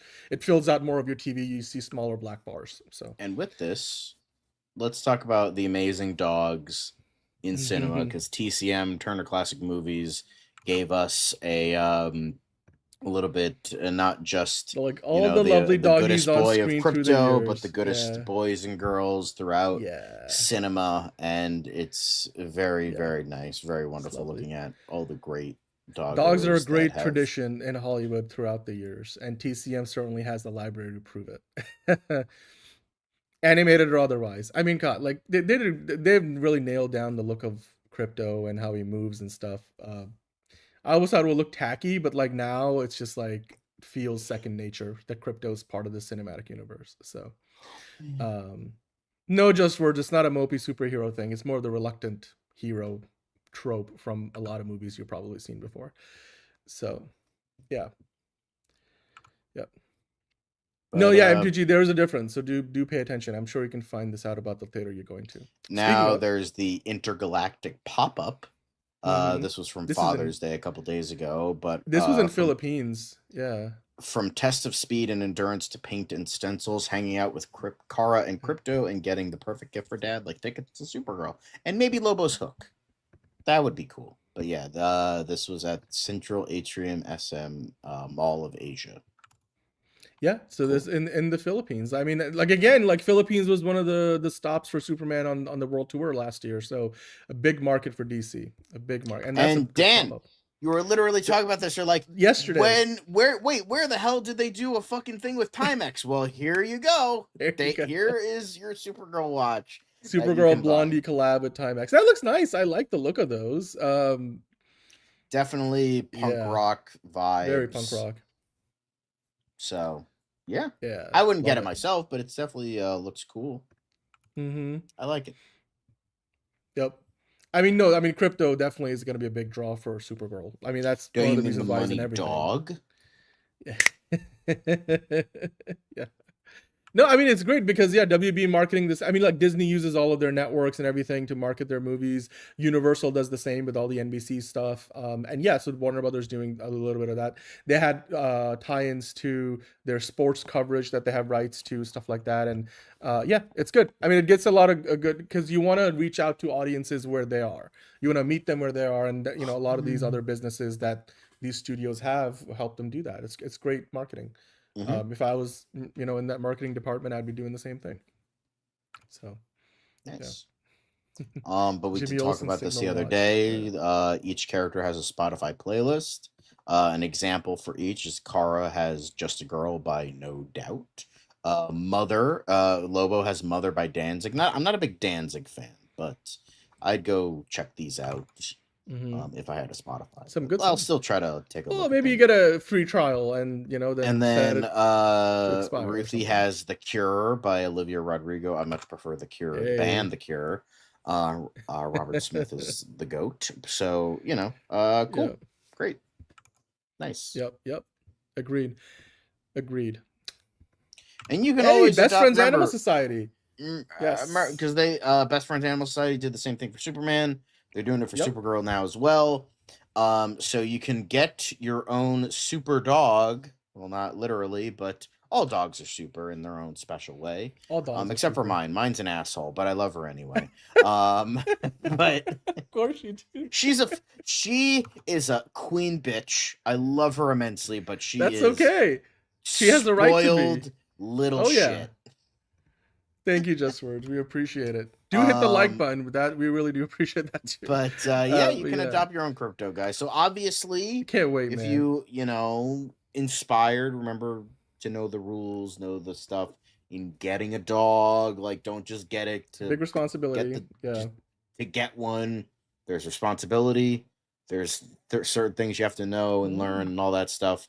So don't just get one for the sake of a movie, like many people have in the past, and then we've seen dogs at the side of highways in boxes because of that. So that's not nice. If you do plan to adopt not just a crypto, maybe a streaky, maybe a comet. I don't know how you would get a horse, but depends on like your lifestyle, right? But it's dog-proof your house, especially if you're getting a puppy. Puppies, I mean, they're like little kids. They'll have all the energy in the world.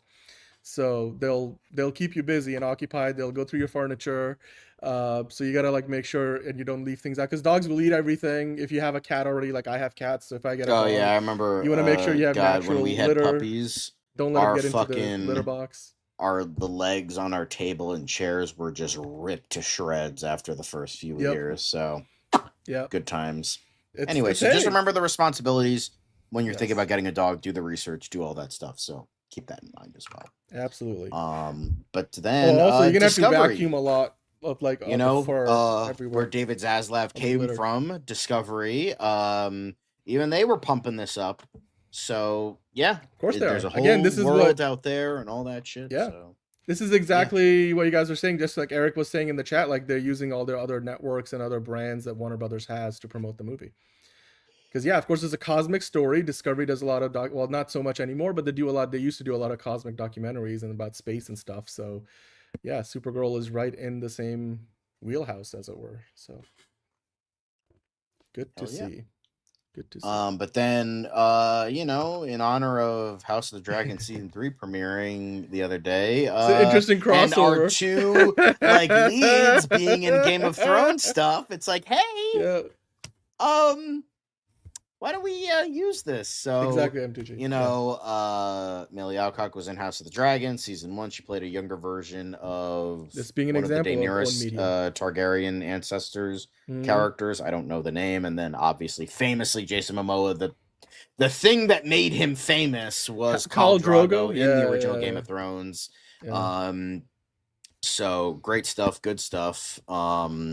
So awesome, great to see. So if you're a Game Amazing. of Thrones fan, go see Supergirl. Amazing, super fantastic.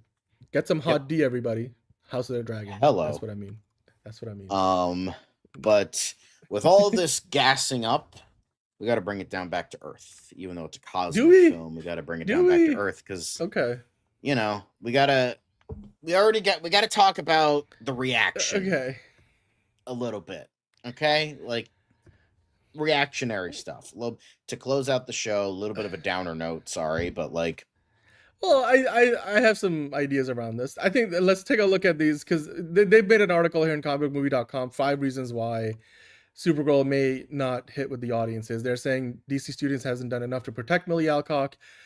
And it's mostly about the idea that, you know, on social media, people have been attacking Millie. And then just again, I mean, Millie Alcock made a couple of comments about like, she was like, I understand and recognize there's a toxic part of the fandom. I'm paraphrasing what she said. And obviously, you know, some people have not been very kind. And it just seems to happen a lot, you know, whether the movie is good or not. Like even Rachel Zegler didn't deserve like you know, for Snow White and stuff, like all the hate. Even when you don't like the movie, I don't think it's okay to personally attack the actor. Like even Gal Gadot, like even if she's not the best actress in the world, but like I don't think you should be attacking the person simply. Like it's one thing when they're like, you know, it's Gal Gadot. I know the situation was a little different in terms of like, you know, she made some comments and that's what people were talking about. But it's in this case, I feel like Millie Alcock hasn't done anything wrong. So the internet's treatment, and the thing is about that, like, what are you gonna do as a studio? Like, I don't know, like start deleting. I'm sure they've hit a lot of the worst comments, but like, I don't understand this point because I don't know what else DC could do to protect Millie Alcock. I mean, the last thing you want to do, like cyberbullying is disgusting. I agree, enterprising, but the last thing you want to do is hide her away.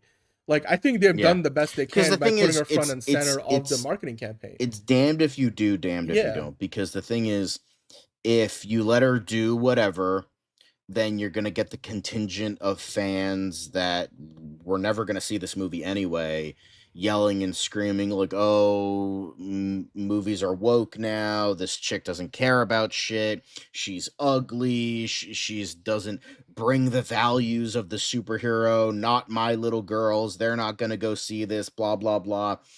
So you're gonna alienate that side, but it's like they were never gonna see the movie anyway, so who gives a fuck? But then you're gonna alienate even more people if you try to protect her, because then it's like you're limiting her voice as a woman to say whatever the fuck she wants. You know, in the US, God knows how long it's gonna be, but we're still technically a free country. Who knows how long that's gonna last, but we're still a free country. We have this magical thing called freedom of speech. So Millie Alcock can say whatever the fuck she wants. Yeah. And much like the assholes who are penalizing her, they can say whatever the fuck they want. So it's just this freedom of expression. And unfortunately, things are going to be said that's going to piss a lot of people off or piss very few people off. And the thing is, the idea of protecting your actresses, yes, because you don't want to see people, not just women, you don't want to see anybody get attacked and like be called ugly or be called like, I've seen the F word get thrown around a lot because of, you know, the queer identity stuff that she talked about in an interview. So, which, you know, I mean, like there's nothing wrong with what she said. There's nothing wrong with that. Yeah. That's what I'm saying. Like, it's just like, there's nothing wrong with any of this yet. Like, and the thing is, if you try to like shield her, protect her and not have her say her views, then you're going to have the people that are actually going to see this movie. Like, why isn't she saying anything? Why isn't she like talking about any of this? Why are they doing this, that, and the other thing? And then eventually it could come out and say like, oh, we were protecting her from bad people. And it's just like, well, are you protecting her or are you limiting her? So just let her fucking talk however she wants I to mean, talk. like, The only thing you're on gonna the- literally yeah. all the people that I have seen complain about this are people that were never gonna go see this movie. I have tons of, friends of friends, like people friend me on Facebook. Like not everybody on Facebook, personally, all that shit. So I have like people I don't fucking know that I'm friends with on Yeah. Facebook. So that like literally all these people that were never going to watch this movie complaining about how ugly she is, how much of a bitch she is, how woke she is, how she's a this word, that word, but it's just like, bro, this movie and this actress that you were never gonna watch is living rent free in your head. Who won here? Yeah. Like, It's also come on like now. that whole thing of like, I think on just a human level, like she has every right to speak her mind. Like, we live Right. in a free society. And then the thing about Ben Affleck, I think Daniel Craig has said it before. Like he saw like some of the disgusting, vile comments people were making when he was cast as Bond. It happens to men and women. And I'm not like, I don't think there's any point in like staying off social media at this point, especially for a Gen Zer like Millie Alcock. She's digital native. So, and as far as what Enterprising was saying before about like catch her up or coach her on like and how to answer questions, I'm sure media training is a part of like the process, but it shouldn't mean that you can't speak your mind. And to be honest, there's nothing Millie Alcock has said on the press tour or any of the interviews that's like egregiously like offensive in any way, honestly. And if you're taking offense to it, then you obviously have a very biased perspective. I think in general, Millie Alcock has been pretty like, if anything, she's sort of avoided saying like or like fight. She's never like clapped back at anybody like who has criticized her. She just so I don't even understand said, why people are getting their the only time she said something, it's like, oh, the bot accounts that like are not real saying this stuff, and then they'll have like these things that are propagating their other ideals that don't reflect those actual ideals and all that stuff. You're right, Bane. Yeah, exactly. Well, let's move on to number 4 here. A missed trick with Supergirl and Woman of Tomorrow. And what they basically say in this article is that, they promised us that it was going to be Supergirl, Woman of Tomorrow. That's how it was advertised. That big epic cosmic adventure, and they took that out of the title, and like now the movie feels like a little smaller in scope and more gritty and toned down rather than like the super colorful grand cosmic adventure. And maybe maybe some fans are just jaded that became a bit of a misdirection. Yeah, but and it also says, and one-to-one comic adaptations are rare. And the thing is, it's Supergirl. It's not Superman. You can't throw all your money at a character that not a lot of people are going to watch. And on top of that, the fucking release date's already screwed because it's after Toy Story 5 and before Minions and Monsters. Mm-hmm. So, it's you're not going to have that one-to-one adaptation, and I think that's for the better, because then Craig Gillespie is free to do whatever the fuck he wants to do and interpret Anna Naguera's script however he feels, and I think that's better than just like, we have to make it like the comic book, note for note, especially when the comic book is kind of ass. So, there's that as well. So, yeah, I was going to say, it's also this whole idea that the creative ambition met the realities of filmmaking and Hollywood commercial like media in general, because maybe down the road they can do something even more grand, but like think about it this way, like the first Guardians of the Galaxy movie had a bigger budget and those characters were even less than the Supergirl. James Gunn made the most of that. And but even when you look at the second Guardians movie and the third one, John, I feel like those two were huge upgrades. You could tell he had more money to play with. He could go more fantastical. He could afford to pay for, a Kurt Russell in the movie, that level of a star, versus pretty much, I mean, even Zoe Saldana was like the biggest, actor in the first movie in terms of like, her asking price, and now it's even higher, but like Chris Pratt was an unknown. I mean, Bradley Cooper and Vin Diesel voice characters, but when you're voicing characters, you don't exactly demand the same salary if they were on screen. So James Gunn had an upgrade. What I'm trying to say is, if you look at it and without drawing the obvious comparisons, like this is like the equivalent of this is the first Guardians of the Galaxy. Then if it does well enough, then that gritty look and everything is going to hopefully get an upgrade down the road. And if we get another Supergirl movie, it will feel even bigger, grander with a bigger budget. So, and I'm sure Man of Tomorrow is going to feel like that next year because, again, that's a bigger movie. So I think it's just like, the creative ambition meeting the reality of filmmaking in Hollywood. So that's yeah.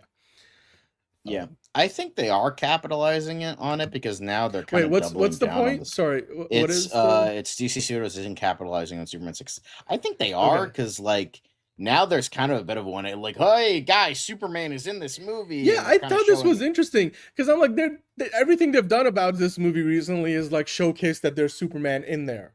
And I'm like, so what if they're giving away most of his appearance in the movie? He's probably only going to be in a couple of scenes, and it's not central to the movie's story. He's just there to, again, provide more world building and, kind of fill out her backstory. So I don't really mind if most of Superman's, role in the movie we've already seen in the trailers. I don't think that's a problem. They also said the trailers weren't good. I kind of agree because a lot of them are the same, like, I would say recycled two major sequences. This sequence with Lobo on the spaceship and then on the roof of the spaceship. And then there's the scene on the space bus. Those are the two major there's more to scenes. it than that.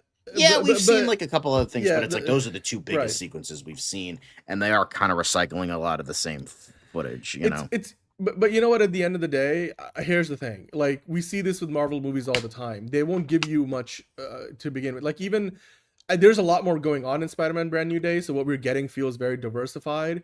Even with Disclosure Day, until that final trailer, they mostly only give us the same footage. I love how this article so says it's what not we didn't unusual. expect was for Jason Momoa to just play Aquaman with, different looking motorbike. Yeah, I'm sorry. His Aquaman. Like, what the fuck was? Wait, hang on. Especially the second movie. What's especially so the second funny one. about that is that his Aquaman is nothing like the comics. Aquaman. So when you're saying like his persona doesn't line up with the comic, yeah, exactly. That's like the whole thing of like his Aquaman was just Jason Momoa being himself. It was nothing like the comics. Exactly. So now that we have a character that Jason Momoa actually cares about and is like born to play, it feels right, but then it's repetitive of Aquaman. Yeah, because Aquaman was nothing. Jason Momoa was just like essentially doing Lobo as Aquaman. That was essentially the character. I just think that point comes across as kind of tone deaf though, because I'm like, yeah, 100%. Exactly. This is coming from comic book movie, so of course it doesn't mean anything, but bad choice for DCU second movie. I could see that. We've been talking about this. We were just talking about like how, we have maybe it should have been a bigger hero to really like, pump up those numbers a bit. So, I could definitely see that. I remember somebody saying, Wonder Woman should have been the second movie. I could see that too. But it's also with the idea of like, another Wonder Woman movie was just made 6 years ago, so they didn't want to do that. So yeah, I just think, that, I think it's another. It makes like a stupid comparison to fucking the MCU. It's not the MCU though. That's the thing. I don't know. I just feel like most of this article is just kind of dumb. I mostly want to just disagree with the points being made in the article. Yeah, the only point I could maybe see is like maybe the fifth point where it's like, they didn't do enough to protect Amelia Alcock, but at the same time, I could see like, enterprising. They want to give her a voice because this is her first big movie. It's like, give her a voice. Who gives a fuck what douchebags on the internet have to say about that? But I could see like, there's the idea of like, we don't want to see this woman get raked through the coals for literally no reason. Right. So I get that. Like, I can kind of see this one. But I don't agree with this because it's like, you're not going to get, if you want a one-to-one adaptation of comics, go watch the animated movies because those are essentially the comics adapted one-to-one. Mm-hmm. So like, yeah, sure, there's like a change here and there. Like they did, Batman Hush, they made it Riddler because Riddler was a joke. So they're like, he's like, I'm going to become Hush so people can take me seriously. Yeah, you have stupid shit like that. But at the same time, like, you're never going to get a one-to-one adaptation. Like how Logan was not an adaptation, a perfect one-to-one adaptation of Old Man Logan for the benefit, because Old Man Logan fucking sucks. And then you're not going to have a one-to-one adaptation of Captain America Civil War. Guess what? People fucking love that movie. I personally don't. I think it's terrible, but it is better than the comic, because the comic is a fucking mess of like fucking arcs and this kind of shit. It just, you know, sometimes by not going with the comic, it is for the benefit. Look at fucking Spider-Man. They did the fucking organic webbing and it fucking worked better back in 2002. So you know what?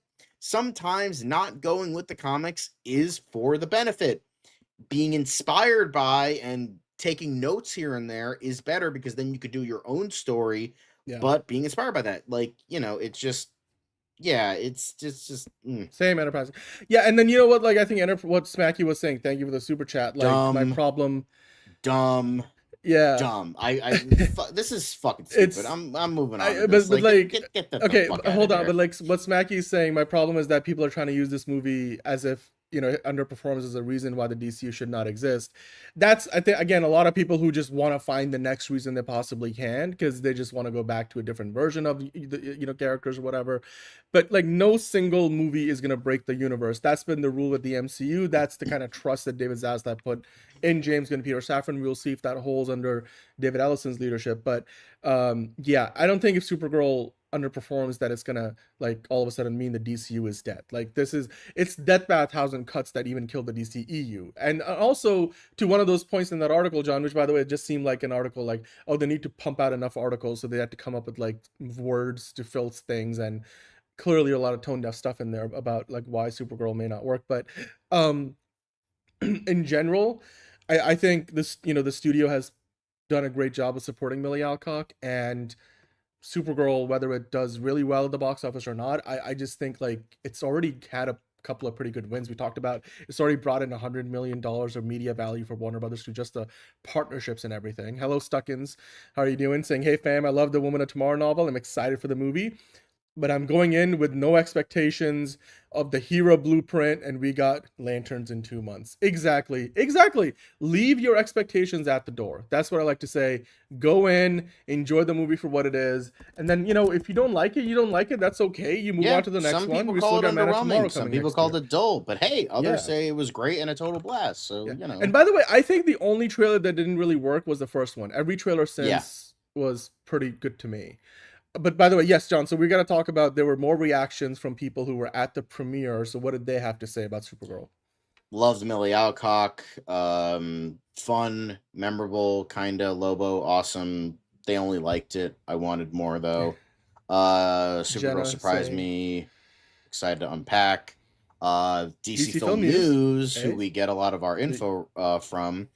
Millie Alcock soars. She simply is Supergirl, messy, brash, but full of heart. The film's best moments are the quiet, tender beats between her and David Krumholtz's Zor-El. Without that emotional core, Zor-El's journey wouldn't land the way it does. They have a thread, so, you know, you can read more of that if you want. Supergirl is simply fine. Supergirl is below average Guardians of the Galaxy movie. A committed Millie Alcock can save a movie devoid of wit, charm, and visual flair. The flashbacks are strong and everything with Superman is great, but between the Mad Max Fury Road ripoff, still visuals, and another Mad Max. Okay, all right, a lot of Mad Max references. If I had a disappointingly little to nickel for every single time somebody referred to Mad Max. There's another one. More Mad Max. Although her cameo in Superman set us up for a lighthearted romp, Supergirl is surprisingly bleak, tonally and visually. Millie Alcock is a dynamite lead, doing the heavy lifting in a DC follow-up that with underwhelming action, an underdeveloped villain, and an underutilized... Yeah! He's not going to be fucking in the movie that much because it's not Lobo. It's a fucking Supergirl He's only making a small appearance. So, yeah, I mean, underdeveloped villain I understand because that's been a Grace Randolph hates something. Imagine my shock. You know, to quote the man himself, parents love their children. There's 3 definite points of the universe. Parents love their children. The earth revolves around the sun. Grace Randolph spouts bullshit. James Gunn. I think James Gunn probably agrees with you on that too. No, that is a James Gunn quote. Oh, is that what it is? That's what he said? Okay. Yeah. Wow. He said that years ago. Yeah, before all this. I'll try to get the quote later, but Millie Alcock commands the screen as Kara Zor-El. They said. Wait, go up. What did they say? Go up to the rest of. They said the strongest part of the film. The strongest part of the film is the performance from the star. I loved how she was captured, able to capture all the tragic nuance of practical sets and effects. Okay. Blah blah blah blah blah. Yeah. Just okay. They said it's mediocre. Wow. Okay. Wow. Supergirl is emotionally heroic. Incredible. Let's talk.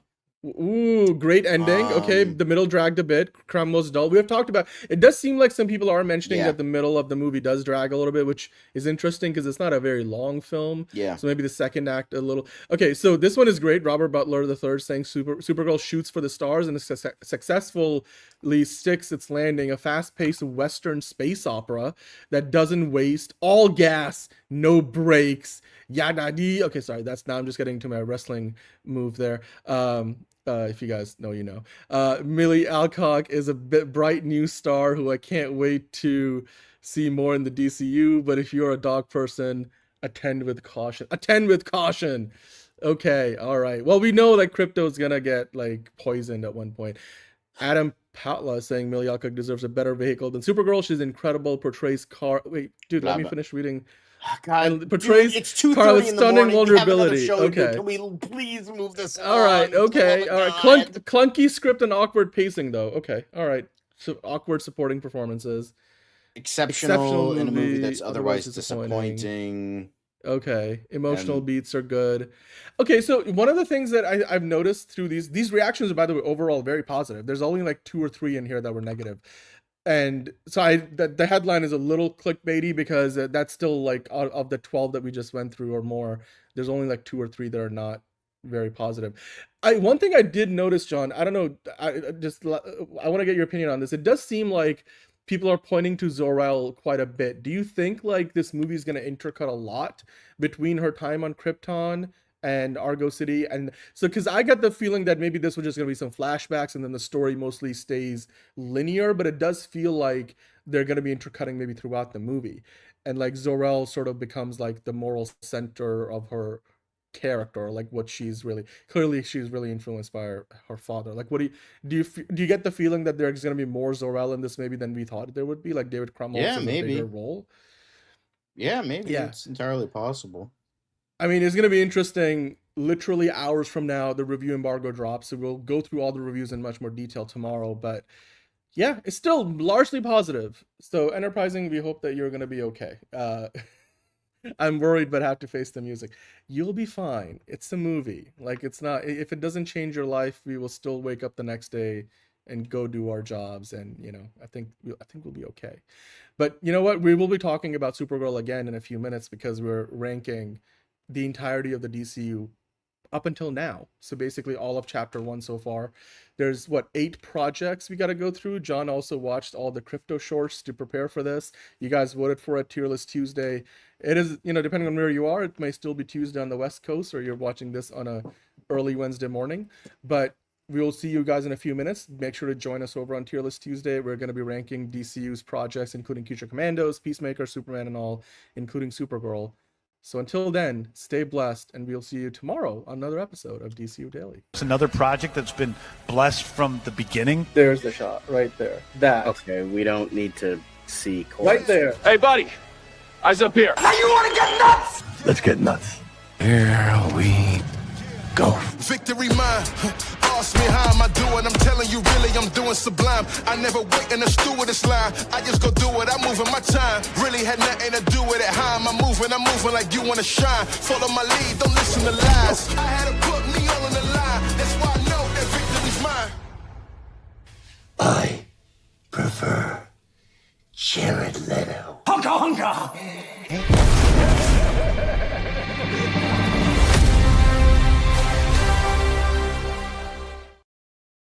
And fuck David Ellison, Tom King, and Jeff Snyder, baby. Let's go.